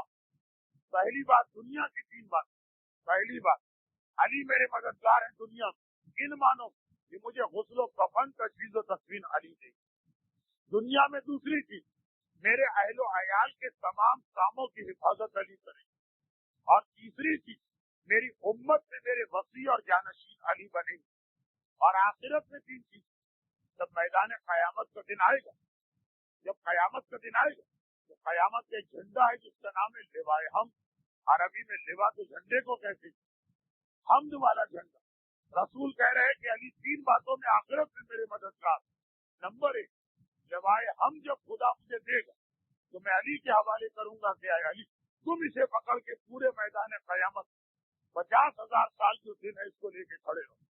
دوسری بات اللہ جب مجھے شفاعت عطا کرے تو شفاعت صرف مجھے علی پہ بھروسہ، یعنی میں اپنی شفاعت کا حق علی کو دوں، اور پوری امت میں مجھے کسی پہ بھروسہ نہیں۔ اور تیسری بات جب جنت کی کنجیاں مجھے دی جائیں تو ان کنجیوں کو سنبھالنے میں علی میرے مددگار ہو۔ 2 بات جو مجھے یقین ہے کہ علی میں کبھی نہیں آ سکتی، نمبر 1 کفر، نمبر 2 گمراہی، اور آخری بات جس کے بارے میں مجھے مرتے دم تک شک رہے وہ یہ کہ میری امت پتہ نہیں علی کا حق ادا کرے کہ نہ کرے۔ یہ لاکھ قسمیں کھائے، یہ لاکھ میرے سامنے باتیں بنا، یہ لاکھ مجھ سے وعدہ کر، مگر مرتے دم تک شک رہے گا کہ علی کا حق ادا کریں گے کہ نہیں۔ ایک مرتبہ یہ پیغام دے کے ابو ذر کو واپس کیا۔ اب آپ سوچ لیجیے، تاریخ میں آگے نہیں لکھا، سوچ لیجیے سارے مسلمان انتظار کر رہے ہیں کہ ہم نے ابو ذر کو نمائندہ بنا کے بھیجا، وہ کیا جواب لاتے، وہ جواب بہت عجیب لاتے کہ پیغمبر کی زبان سے پورا قصیدہ علی ابن ابی طالب کی فضیلت میں، اور سب کو سننا پڑ رہا، جو کہ سب تیار بیٹھے تھے مسجد کے اندر کہ ابو ذر پتہ نہیں رسول کی بیماری کی خبر لائیں گے کہ رسول کی موت کی خبر لائیں گے۔ پیغمبر موقع دیکھ دیکھ چاہے امت راضی ہو کہ راضی نہ ہو، فضیلت علی کا پیغام دیے جا رہے ہیں، خالی فضیلت بھی نہیں، ساتھ ساتھ جانشینی کا، ساتھ ساتھ رسایت کا۔ یہ جنگ تبوک سے سلسلہ چلا اور چل رہا، اور اس کے بعد پھر وہ آخری واقعہ پیش آیا جس پر علماء اس واقعے کو مکمل کر دیتے ہیں اور کہتے ہیں کہ یہ واقعہ مکمل ہوا یعنی حج کے دوران علی کا سورہ براءت یا سورہ توبہ پہنچانا، آخری واقعہ۔ اور وہ یہ کہ اب دن گزر رہے، اب دوبارہ لوگوں نے پیغمبر سے کچھ پوچھنا مناسب نہ سمجھا، یہ سوچ کر کہیں کوئی اور فضیلت نہ بیان کر دے، لیکن واقعہ یہ بنا کہ دیکھیے ویسے یہ طریقہ کار جو علماء لکھتے کہ روزانہ رسول اللہ جب فجر کی نماز پڑھاتے تو مصلی پر بیٹھے رہتے اور بہت دیر تک۔ اچھا لوگ بغیر پیغمبر کی اجازت کے کیسے جائیں؟ علی رسول کے بالکل پیچھے نماز پڑھتے، اور یہ علی کی ایک ذمہ داری تھی کہ پیغمبر تو اپنے مصلی پہ فجر سے لے کے سورج نکلنے تک اس کے بعد بھی بیٹھے، تھوڑی دیر کے بعد علی مڑتے تھے اور مجمع سے کہتے تھے اب تم جا سکتے ہو، رسول نے اجازت دے۔ فجر کی نماز کے بعد صفوں سے اٹھنے کی اجازت ہمیشہ علی کے ذریعے سے امت کو پہنچتی، رسول مڑ کے بھی نہیں دیکھتے، وہ تو مصلی پر بیٹھے۔ اب جو علی چلے گئے مکہ تو یہ چند دن کون یہ پیغام دی، کسی کی سپرد کی ذمہ داری نہیں کی۔ اب رسول خود جب مناسب سمجھتے مثلا 15 منٹ بعد، آدھے گھنٹے بعد ملک کے نمازیوں سے کہتے ہیں تم جا سکتے، تم جا سکتے۔ ابو ذر غفاری کہتے ہیں ایسا ہی اختلاف، یعنی جب علی نہیں ہے تو رسول ہے علی، اور کوئی تیسرا آدمی ان معاملات میں بیچ میں نہیں آ رہا۔ ابو ذر کہتے ہیں یہ ایک دن مجھے ضروری کام، جیسے ہی نماز ختم ابھی پیغمبر 15 منٹ کے بعد کہیں میں آگے بڑھوں تو اللہ کے رسول آج مجھے اجازت دے، ضروری کام سے مجھے شہر مدینہ سے باہر جانا۔ ابو ذر بیت المال کے نگران جس میں زکات کے جانور جمع ہوتے اور یہ مدینے سے باہر ایک چراگاہ بنائی. پیغمبر نے اجازت دے دی میں چل. جیسے ہی میں مدینے سے باہر نکلا میں نے دیکھا میرا مولا جب تنہا گھوڑا دوڑاتا ہوا مکے کی جانب آ رہا.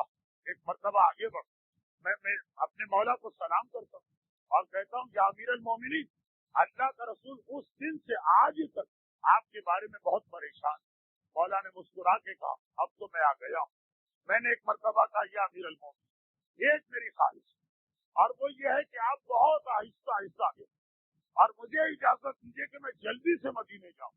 میں چاہتا ہوں پیغمبر کو یہ خبر میرے ذریعے سے دی. یہ خواہش ابو ذر کا ایک اصرار. میرا مولا مسکرایا جاؤ ابو ذر تمہاری خواہش ہے اور ان کا رتبہ اتنا بلند ہے تمہیں اجازت. ابو ذر کہتے میں اتنی تیزی سے واپس آئے کہ ابھی تک پیغمبر نے عام مسلمانوں مسجد سے جانے کی اجازت نہیں دی. گئے اور الٹے قدموں آئے اور دور ہی سے یعنی مسجد کے دروازے سے پکارتے ہوئے آئے اللہ کے رسول مبارک ہو مبارک ہو مبارک. پیغمبر تو سب جانتے ہیں یہ تو فضائل علی کو مختلف انداز سے پیش کرنے کا اسلوب ہے. ایک مرتبہ کہا کہ اے ابو ذر کس بات کی مبارکباد. کہا اللہ کے رسول میرا مولا اور آپ کا بھائی اور وسیع علی آ گیا. آپ اتنے دن سے پریشان تھے علی آ گئے. پیغمبر اسلام دیکھیے اللہ کے رسول کو جذباتی انسان نہیں لیکن فضائل علی اتنے زیادہ اور اس انداز سے پہنچانا اور اب وہ زمانہ قریب آ رہا یہ بار بار یاد دلانا. چنانچہ کہا اے ابو ذر اس خوشخبری کو مشتق لانے کے نتیجے میں جنت تم پہ واجب ہو گئی. فقط اس وجہ سے باقی چیزیں نہیں اس لیے کہ تم نے علی کے آنے کی بشارت مجھے دی جنت تم پہ واجب ہو گئی. ابو ذر کا مقام ان کا احترام ان کا جنت ان کے لیے پہلے سے لیکن اس ذریعے سے بتا رہے ہیں کہ خالی فضیلت علی میں اتنا کہہ دینا کہ آپ کے بھائی اور وسیع آ گئے کا تم پہ جنت واجب.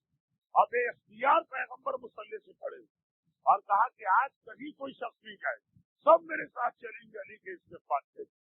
حیران و جبر تو کرا کچھ خوشی کے ساتھ کچھ ادارے ناگواری مگر اب تک رسول زندہ تو ہے کھلا مخالفت تو نہیں.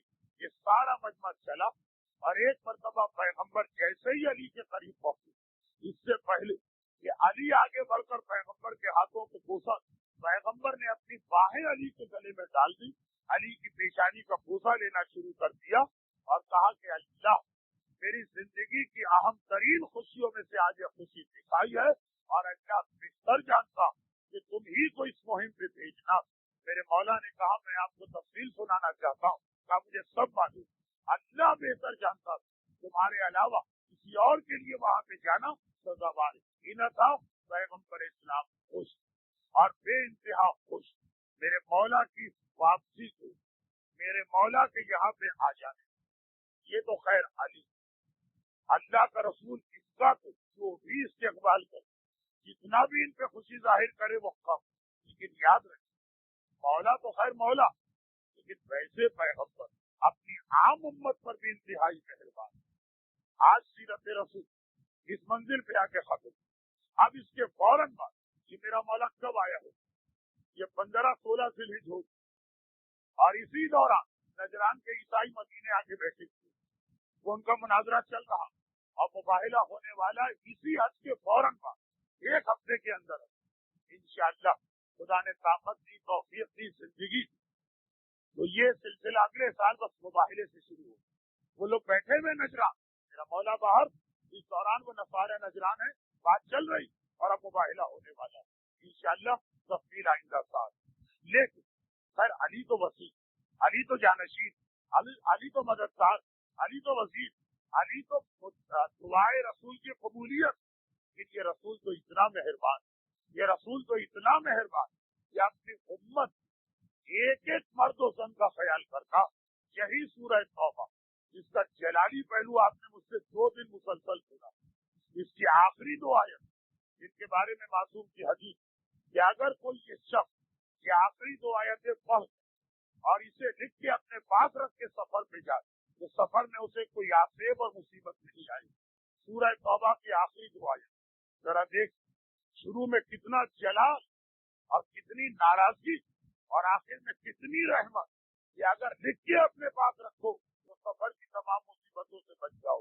ان آخری 2 آیتوں پہلی والی آیت یہی سورہ توبہ جو آج موضوع کا آخری آیت ارشاد ہو رہا لقد جاءکم رسول من انفسکم عزیز علیہ ما عنتم حریص علیکم بالمؤمنین رؤوف الرحیم.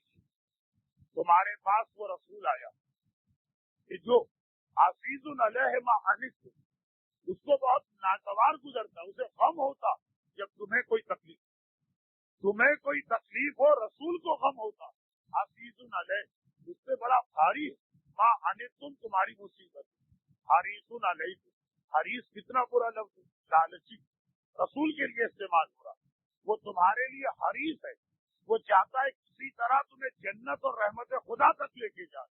بالمؤمنین رؤوف الرحیم، صاحبان ایمان کے لیے وہ رؤوف الرحیم.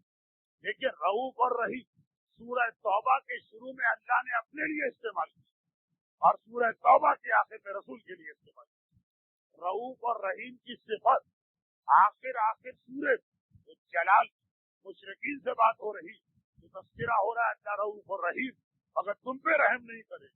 یہ جمال جب اسی سورہ توبہ کے آخر میں بات مومنوں تک پہنچی تو اللہ نے وہ رسول بھیجا یہ تم پہ مہربان ہے. اللہ کا رسول مہربان ہے اپنی امت، اور اتنا مہربان کہ آج کی رات یہ معراج کی رات، آج کی رات اللہ کے رسول کے آسمانوں پہ جانے کی رات، آج کی رات پیغمبر اسلام وہ شرف عطا ہونے والا جو اولین و آخرین، عام انسان تو عام انسان، انبیاء کو نہیں ملا، اولیاء کو نہیں ملا، خدا کے معصوم بندوں کو نہیں ملا. آج اس سرور کائنات کے سر پہ ایک طرح سے عہدہ معراج کا تاج رکھا جانا، قاب قوسین اور ادنا، خدا کے اتنا قریب ہونا ہے کہ صرف خدا ہوگا اور رسول ہوگا، وجود ان کے اور کوئی نہ ہوگا. آج اس ساری کائنات کا دورہ بھی رسول کریں گے، اور آج اس ساری کائنات کے لیے بشارت بھی رسول لے کے آئیں. یہی وجہ کہ کل کے روزے کی بڑی فضیلت، بے انتہا فضیلت. معصوم ارشاد فرماتے ہیں کہ جو کل کے دن کا روزہ رکھے، جب رجب ختم ہونے 3 دن باقی رہ جائیں، 27، 28 اور 29، 27 اس دن جو روزہ رکھے اللہ اسے قیامت میں ہمارا ساتھی بنائے گا، اور خالی ساتھی نہیں، وجب لہ الجنہ، اس سے جنت واجب کرے، اور وجعل فی درجتنا یوم القیامہ، اور قیامت میں اللہ اسے ہمارے درجے میں رکھے گا. جس درجے میں آل محمد ہوں اس درجے میں وہ رکھا جائے گا کہ 27 رجب کا روزہ اس خلوص اور محبت اہل بیت کے ساتھ رکھے، وہ ہمارے درجے میں ہوگا. دیکھیے آل محمد کا ساتھی بننا اور اس درجے میں ہونا، اور البتہ غلام بن کے اس درجے میں ہوں گے. اور پھر ایک اور حدیث، 27 رجب کا روزہ امان لہ من سکرات الموت وشدت القبر واحوال. 27 رجب کا روزہ موت کی تکلیف اور عذاب قبر سے نجات کا بہترین ذریعہ. بڑی تاکید ہے کل کے روزے کی. لیکن وہ ٹیکنیکل مسئلہ یاد رکھتے ہوئے کہ جس پر کوئی قضا روزہ باقی ہے وہ سنتی روزہ نہیں رکھ سکتا، وہ قضا ہی روزہ رکھتی. اور قضا روزے قضا کا ثواب بھی ملا، سنت کا ثواب بھی ملا. اور قضا روزہ رکھنے کے بعد اب کوئی آدمی آپ کا روزہ کھلوا بھی نہیں سکتا. وہ جو روزہ کھول لینے کا حکم ہے وہ سنتی کے بارے میں ہے، قضا روزہ کھولنے کے لیے حکم نہیں، اجازت ہے مگر حکم نہیں. اس لیے کہ آج کی رات اور آنے والا دن بہت ہے. آج کی رات اللہ نے اتنی بشارتیں ہم کو دی کہ اس کے شکرانے میں انسان فوراً روزے میں چلا جائے، کیونکہ ہمیں پتا شکرانے کی اہم ترین عبادت نماز بھی نہیں ہے، روزہ. نماز سے بھی زیادہ شکرانے میں روزہ. یہی وجہ اہل بیت اطہار کی ایک ہی منت ہمیں تاریخ میں دی. ویسے تو انہوں نے بے شمار شکرانے ادا کی، لیکن تاریخ میں نمایاں طور پر اہل بیت کی ایک ہی منت ملتی، وہ نماز کی نہیں، وہ روزے کی. سورہ دہر نازل ہونے والی تو شکرانے کے لیے ابھی میرے جملے ذرا کچھ نماز کی اہمیت کم نہ ہو گئی. نماز بھی اہم ہے لیکن سب سے اہم عبادت اور روزہ ہے. تو آج ساری امت کے لیے شکرانے کا دن. آج کی رات رسول کو اتنا بڑا مقام ملا، مگر یاد رکھیں اس کی برکت سے ہمیں بھی بہت ساری نعمتیں ملی. اور وہ کیا؟ رسول کو بلایا گیا. لنور یہو من آیات، قرآن کہتا ہے ہم نے اس لیے بلایا کہ اپنی نشانیاں ایسے دکھائیں. رسول کو لے جایا گیا، رسول اس بلند مقام پہ پہنچ گئے کہ اگر وہ رسول نہ ہوتے تو چاہے دنیا کا کوئی انسان سب سے پہلے وہ اپنی امت کو پوچھا. اس لیے کہ جب کسی کو بہت بلند مرتبہ مل جائے تو آدمی سب سے پہلے اپنے غریب رشتے داروں کو پوچھتا, اور بڑا ہو جائے اپنے والدین کو پوچھتا. ایسے لوگ بھی آپ نے دیکھے ہوں گے دولت زیادہ آ گئی تو والدین کے سرونٹ کوارٹر میں چلے گئے اور یا تھانگر کے چھوٹے سے فلیٹ میں رہے اپنی خوشی سے نہیں. بیٹے کو شرم آتی ہے کہ ڈیفینس اور کلیکشن کی کوشش ان ضعیف باپ اور ماں کو رکھ کے اس کا شو کیسے ختم کیا جائے, اور ایسا نہ ہو کہ کبھی کسی جاننے والے کے سامنے اپنا تعارف کرا دے. لیکن یہ فطرت ہے انسان, مزاج ہے انسان کا, جب انسان بڑا ہوتا جاتا اتنا ہی وہ دوسروں کو بھولتا جاتا, اور کبھی نئی منزل آ جاتی ہے خوشی کی وجہ سے یہ آدمی اولاد کو بھول جاتا ہے چاہے ایک لمحے کے لیے. مگر یہ اللہ کا رسول, یہ رحمت للعالمین, یہ والدین سے زیادہ اپنی امت سے شفیق ہے. براق آیا, رسول کو براق پہ بٹھایا گیا اور اس کے بعد پہلے تو دنیا گھمائی. میں اکثر شب معراج کی تقریر میں کہتا ہوں یہ مت سمجھیے کہ رسول سیدھے زمین سے آسمان سے گئے, نہیں, پہلے دنیا کا بھی دورہ کرایا. دنیا کا بھی تو حکمران ہے. رسول بیت المقدس بھی گئے, رسول اس کو ایک پور پہ بھی گئے جس کا حضرت موسیٰ سے تعلق. آج کی رات رسول بیت گیل بھی گئے جہاں جناب مریم کے یہاں عیسیٰ کی ولادت ہوئی تھی, عیسیٰ ابن مریم. اور رسول شہر مدینہ سے بھی گزرے جہاں معراج کے دن تک رسول مدینے نہیں گئے, معراج کے 3 سال بعد ہجرت ہوئی, مدینہ بھی دکھایا گیا. رسول کو نجف اشرف بھی لے جایا گیا, رسول کو شہر قم بھی لے جایا گیا, دنیا کے اہم مقامات کا دورہ کر کے. اس کے بعد اب رسول آسمانوں کی جانب جا رہا, سارے آسمان اس طرح طے کہ تمام ملائکہ کو پیچھے چھوڑتے, تمام انبیاء کو پیچھے چھوڑتے گئے. اب سب اگر کہ عقیدے کے اعتبار سے رسول پہلے ہی سب سے افضل, خدا نے اس عقیدے کو واقعے کی شکل دے دی. آدم پیچھے رہ گئے, نوح پیچھے رہ گئے, ابراہیم پیچھے رہ گئے, موسیٰ اور عیسیٰ پیچھے رہ گئے. رسول ہر ایک سے ملتے ہیں بلند ہوتے ہیں, ہر ایک سے ملتے ہیں بلند ہوتے ہیں, ہر ایک سے ملتے ہیں بلند ہوتے ہیں, یہاں تک کہ سب رسول کا ساتھ چھوڑ گئے. اب ایک ہی شخص رسول کے ساتھ ہے, ایک ہی ہستی, اور وہ ہے جبرائیل, جو تمام ملائکہ میں افضل ترین, جو تمام ملائکہ کا سید و سردار ہے. مگر جب وہاں پر آئے جہاں جنت نظر آ رہی, جنت سے بالکل ملا ہوا بیت المعمور ہے. بیت المعمور خانہ خدا کا نام. یہ مکے کا خانہ کعبہ اصلی خانہ کعبہ نہیں, یہ نقل, یہ شبیہ. اصلی خانہ خدا تو بیت المعمور جنت کے ساتھ ملا ہوا, جنت سے لگا ہوا. خود خانہ خدا اس دنیا شبیہ بن کے آ رہا اور شبیہ کی جواز کو بھی مہیا کر رہا بیت المعمور. یہ وہی بیت المعمور جس کے بارے میں روایت کہ اس کے طواف کی اتنی فضیلت کہ اللہ نے جب اسے بنایا آدم سے لاکھوں سال پہلے, اس وقت سے فرشتوں نے اس کا طواف شروع کیا, اور جو فرشتہ ایک بار اس کا طواف کر چکا اب تک اس کی دوبارہ باری نہیں آنے پائی. وہ انتظار کر رہا, لیکن خدا کا حکم ہے پہلے ہر فرشتہ ایک بار طواف کر لے, پھر دوبارہ باری آئے. فرشتے اس کثیر تعداد میں کہ اب تک وہ جو فرشتے ہیں ان میں سے ہر ایک کا پہلا طواف مکمل نہیں ہوا. اسی بیت المعمور کے نیچے 2 نہریں نکلتی, ایک کا نام ہے کوثر, ایک کا نام ہے سلسبیل. جنت کی 2 نہریں تو ہر ایک نے سنی, وہ نکل کہاں سے رہی, وہ بیت المعمور کے نیچے سے نکل رہی. اور بیت المعمور سے ذرا فاصلے پر کھجور کا ایک درخت ہے, عربی میں کھجور کو سدرا کہتے ہیں, سدرا, اور اس کا نام سدرۃ المنتہا پر ہے, کیونکہ منتہا کہتے ہیں آخری, انتہا, نہایت. بیت المعمور کے کچھ آگے کھجور کا درخت, اور یہ کھجور کا درخت ایک باؤنڈری کی نشانی, ایک یہ حد جس کے آگے آج تک کوئی نہیں گیا.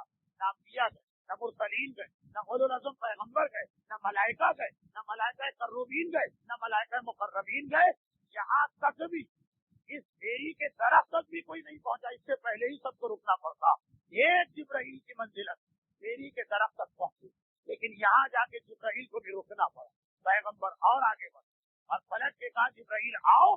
جبرائیل نے کہا لو جاوزت ان بولا تھا طرف, اگر انگشت شہادت کی پہلی پور کے برابر بھی آگے بڑھاؤ طرف تو بال پر جل کے رہ جائیں گے, میں جل جاؤں گا اس منزل پر. جب اس سے اللہ نے کائنات بنائی ہے, ابد الآباد تک کوئی نہیں گیا مگر ہمارے رسول چلے, اور اس شان کے ساتھ چلے کہ جیسا کہ بعض ذاکرین ایک جملہ کہتے کہ وہ منزل جہاں جبرائیل کے پر جل رہے تھے وہاں ہمارا رسول نالین پہن کے چل رہا تھا. موسیٰ سے بھی کہا گیا فخلا نالے انک بالوادی المقدس طویٰ، جبکہ وہ دنیا اے موسیٰ اپنے پاؤں سے جوتیاں اتار دو، تم وادی مقدس میں جا رہے ہو۔ مگر پیغمبر کے لیے جملہ سدرۃ المنتہا پر بھی نہیں آیا، بڑی شان سے وہ رسول چلا اور وہاں پہنچا جہاں کوئی نہیں گیا۔ راوی بنے تو کون بنے؟ جبرائیل بھی کیسے راوی بنے؟ جبرائیل بھی پہلے رک چکا ہے، وہاں کوئی نہیں ہے۔ ایسی منزلت پہ رسول پہنچے، فضیلتیں پہ فضیلتیں، فضائل پہ فضائل دیکھتے ہوئے پہنچے، لیکن جیسے ہی وہاں پہنچے ایک مرتبہ پیغمبر کی زبان پہ جو پہلا جملہ آیا، نہ اپنے بارے میں تھا، نہ اپنی اولاد کے بارے میں تھا، نہ علی کے بارے میں تھا، نہ فاطمہ کے بارے میں تھا۔ جب وہاں پہنچے جہاں پہنچے، اب جو دعا کرنا ہے خدا کے سامنے، یہاں تو لوگ ایک ضعیف حدیث کو یاد کر کے جاتے ہیں اور ضعیف حدیث یاد چل جائے کہ خانہ خدا کو دیکھتے ہی پہلی دعا مانگو قبول ہو جائے۔ کیسی دعائیں لوگ مانگتے ہوئے جاتے ہیں؟ یا اپنے بارے میں، یا اولاد کے بارے میں، یا رزق کے بارے میں، یا صحت کے بارے میں۔ مگر یہ اللہ کا رسول ہے۔ اتنی فضیلتیں دیکھنے کے بعد ہم تو پھر بھی خانہ خدا پہنچتے ہیں بہت تھکے کھانے کے بعد، تھکے ہوتے ہیں، پریشان ہوتے ہیں، پھر بھی دعا اپنے لیے، اور وہاں پیغمبر اتنی فضیلتیں مل گئی۔ اب تو پیغمبر اتنی خوشی کے عالم میں ہونا چاہیے، لیکن وہاں بھی پیغمبر نے علی کو پہلے یاد نہیں کیا، فاطمہ کو پہلے یاد نہیں کیا، اپنے آپ کو پہلے یاد نہیں کیا۔ پہنچے اور ہاتھ اٹھا کے کہا ربنا لا تؤاخذنا ان نسینا او اخطانا ربنا ولا تحمل علينا اصرا كما حملته على الذين من قبلنا ربنا ولا تحملنا ما لا طاقة لنا به واعف عنا واغفر لنا وارحمنا انت مولانا فانصرنا على القوم الكافرين۔ دعا امت کے بارے میں ہو رہی، دعا ہمارے بارے میں ہو رہی، دعا آپ کے بارے میں ہو رہی، اور امت کے بھی متقی لوگوں کو یاد نہیں کیا، امت کے بھی گناہ گاروں کو یاد کیا۔ وہاں رسول پہنچا اور سب سے پہلے اپنی امت کے گناہ گار یاد آ گئے۔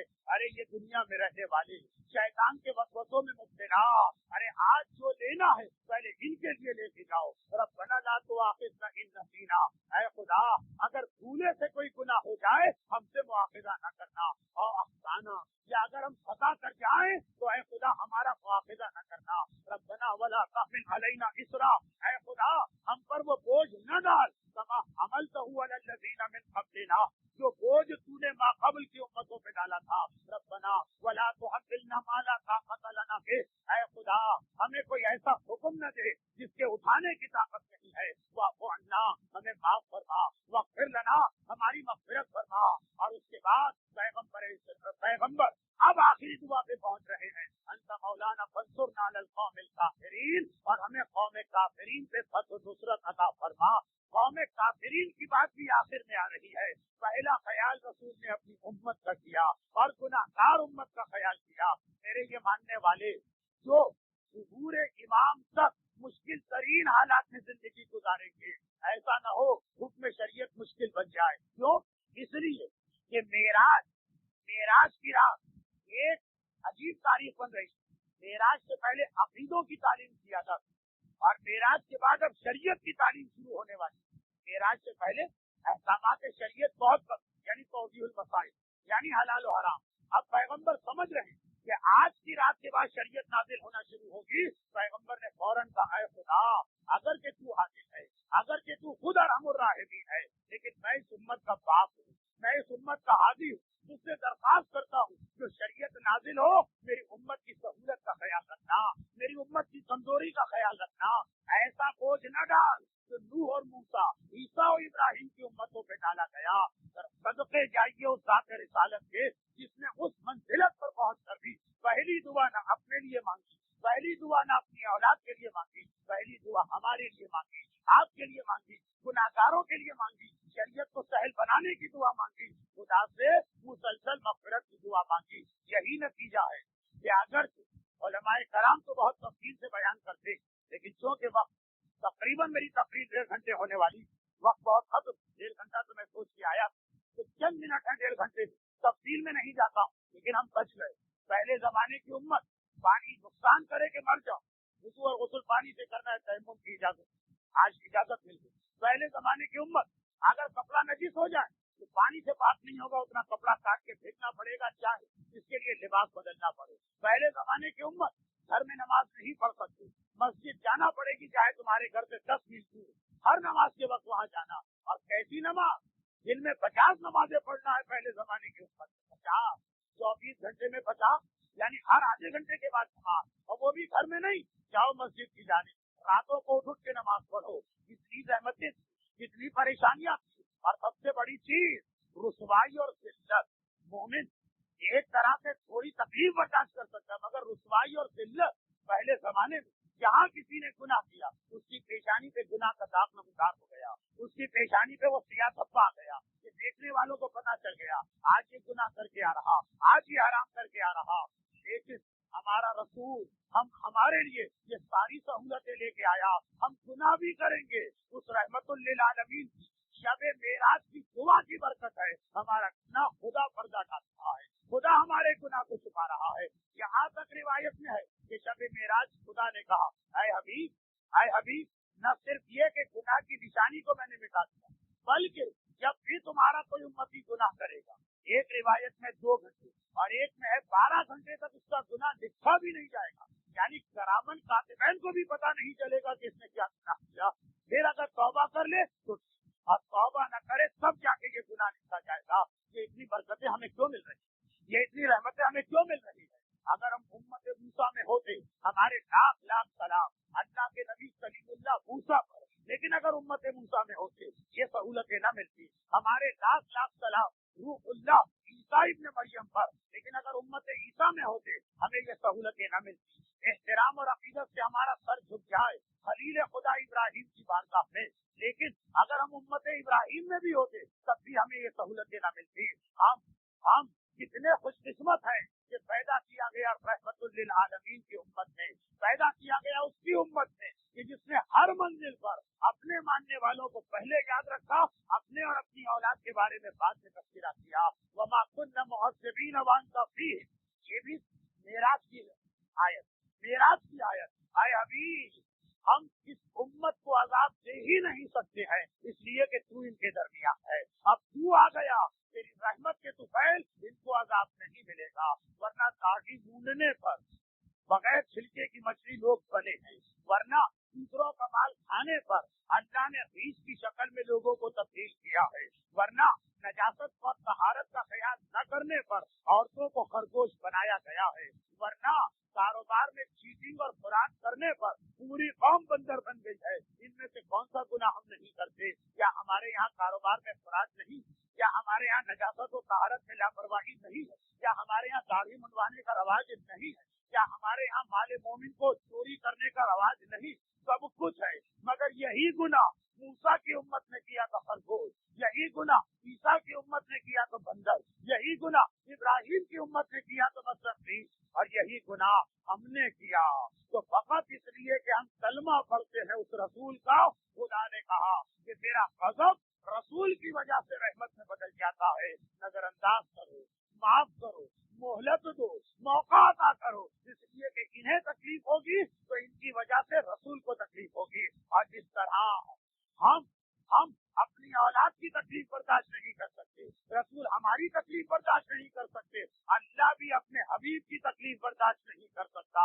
میں یہ نہیں دیکھ سکتا کہ میرا حبیب تکلیف میں ہو. تو آج کی رات، معراج کی رات ہمارے لیے اس مشتے کی رات ہے، اس بشارت کی رات ہے کہ رسول ساری فضیلتیں حاصل کر کے بھی اس آسمان پر سدرۃ المنتہا کے آگے جا کر بھی سب سے پہلے ہمیں یاد کر رہے، ہمارے لیے رحمتیں لا رہے، ہمارے لیے معافیاں لا رہے، ہمارے لیے چھوٹ لا رہے. جو رسول ہمارا اتنا خیال کرے اس معراج کی رات کو، تو کیا ہماری اتنی ذمہ داری بھی نہیں بنتی کہ وہ گناہ ترک کر دیں جس کے بارے میں کئی حدیثوں میں آیا کہ دیکھو قیامت کے دن ہماری رسوائی اور توہین کا سبب نہ بننا.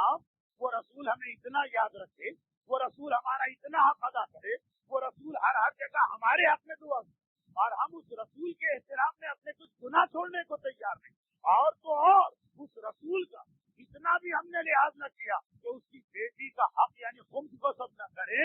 وہ رسول جو ہمارا اتنا خیال کرے، ہم مومن ہو کر اسی کی بیٹی کے حق کو خود بھی غصب کرنے والوں میں شامل ہو جائے. وہ رسول ہمارا اتنا خیال کرے اور ہم اتنا بھی نہ سوچے کہ اس رسول کے بیٹے حسین کو کسی مومن کے दाढ़ी मुंडवाने से इतनी तकलीफ पहुंचती है जैसे सीने में तीर लगाओ। रसूल हमारे लिए रहमत लाए, हम रसूल के बेटे हुसैन के लिए तीर अंदाजी का इंतजाम करें। बस ये आज मेराज की रात एक तरफ सोचने की रात है, रसूल की वजह से हमारा दर्जा बुलंद है। मैदान क़यामत में हम उम्मत मूसा के सामने फख्र से खड़े होंगे, उम्मत ईसा के सामने फख्र से खड़े होंगे, उम्मत इब्राहिम के सामने फख्र से खड़े होंगे। लेकिन जरा हमें भी तो रसूल को ये मौका देना कि वो भी अंबिया के सामने फख्र से खड़े हो और कहें कि ऐ इब्राहिम जरा देखो मेरे मानने वाले कितने अच्छे हैं, ऐ मूसा जरा देखो तो मेरे मानने वाले कितने अच्छे हैं। ऐसा न हो हम कयामत में रसूल के सर झुकाने का सबब बन जाए। आज की रात मेराज की रात है, फज़ाइल रसूल के जाहिर होने की रात है, पैगंबर के हवाले से आले रसूल के फज़ाइल जाहिर होने की रात है। इसलिए कि मेराज का असल मकसद तो ये था कि मेरे मौला की विलायत और इमामत का ऐलान किया जाए, मेरे मौला की विलायत और इमामत का ऐलान किया जाए। ये आयत आज ही की रात नाज़िल, आज ही की रात नाज़िल। या खुदा सुल्तानन नसीरा वजल मिल्लतुन का सुल्तानन नसीरा, ऐ खुदा मुझे एक मददगार अता फरमा। आज ही की रात की आयत नाज़िल हुई, मौला की इमामत का ऐलान। इस आयत को बार बार पढ़िएगा। ये आयत बता रही कि रसूल भी गैर खुदा को अपना मददगार करार दे रहे, बल्कि खुदा से दुआ कर रहे, ऐ खुदा मुझे एक सुल्तान नसीर अता फरमा। खुदा कह सकता था मेरे गैर से मदद मांगना हराम है, मेरे गैर से मदद मांगना शिर्क है, मेरे गैर से मदद मांगना बिदअत है, कि तुमने मेरी बारगाह में आकर मुझी से कहा कि सुल्तान नसीरा मुझे एक ऐसा मददगार अता फरमा जो ताकत वाला हो। सुल्तान ताकत वाला, नसीर मददगार। शबे मेराज पैगंबर खुदा से जाके एक गैर खुदा को अपना मददगार बनाने की बात कर रहे, तो पैगाम दे रहे कि ये गलत है, कि गैर खुदा को कोई पुकारे तो ये समझ लो कि ये शिर्क व बिदअत है। वो नीयत पर है, खुदा समझ के पुकार रहे या सुल्तान नसीरा समझ के पुकार रहे, तो बेशुमार पैगाम जमा हो गए। और इन सारे पैगाम का खुलासा ये है, जिस रसूल ने हमें फरामोश नहीं किया, हमें भी अपनी जिंदगी के किसी अमल में उस रसूल को फरामोश नहीं करना चाहिए। और अगर शैतान बरगला से हमें गलत रास्ते पे ले जाए, तो पैगंबर ने सुन्नत अता कर खुदा की बारगाह में जाओ और हाथ फैला के खाली दामन लेके खाली झोली लेके पहुंचो और सब कुछ लेके आओ। शबे मेराज का बेहतरीन तोहफा दुआ। रसूल खुदा के लिए क्या लेके गए? दस्तूर है ना, एक इलाके का आदमी दूसरे इलाके में जाता है तोहफा लेके जाता है। रसूल क्या तोहफा लेके गए? दुआ का तोहफा। इसलिए कि अल्लाह को सबसे ज्यादा पसंद हुआ, लोग उससे मांगे, ये अल्लाह को सबसे ज्यादा पसंद। तो अगर कोई कोताही हो गई तो आज की रात रसूल का वास्ता मेरे मौला के फजाइल का बयान है और बरकतें ही बरकतें हैं। परवरदिगारा तुझे वास्ता इस शबे मेराज, तुझे वास्ता ज़ात रिसालत का जिसने हमें शबे मेराज याद रखा, तुझे वास्ता मेरे उस मौला का जिनके फजाइल का बयान जिक्र रसूल से इतना मिला हुआ है कि आज जिक्र रसूल था और फजाइल इमाम बयान हो रहे थे। तुझे वास्ता इस शहादा मासूमीन का, तुझे वास्ता इस रात की बरकतों का। साहिबान ईमान की तमाम हाजतें कबूल करना, हमारी तमाम मन्नतें, तमाम मुरादें, हमारी तमाम मुसीबतें, तमाम परेशानियां, तमाम मसाइल इस रात की बरकतों और जिसकी वजह से ये रात बाबरकत बनी रसूल वाले रसूल के तुफैल में, उन सब को दूर फरमा। हमारे तमाम मरहूमीन की मग़फ़िरत फरमा। परवरदिगारा हमें ये मुबारक सिलसिला मुसलसल बरकरार रखने की तौफीक अता फरमा, मगर साथ साथ हमें इन बातों पे अमल करने और अपनी जिंदगी को बदल कर खुशनूदिये परवरदिगार और खुशनूदिये रसूल वाले रसूल के मुताबिक बनाने की तौफीक अता फरमा। और परवरदिगारा तुझे वास्ता इस शबे मेराज के पैगाम का, ये रसूल के बाद इमाम आता, ये पैगाम था, बस अब अपनी आखिरी हुज्जत और मासूमीन के सिलसिले के आखिरी इमाम के ज़ुहूर में ताज़ील फरमा। सूरह फातिहा आज भी इल्तिमास आई है दो साहिबान ईमान की जानिब से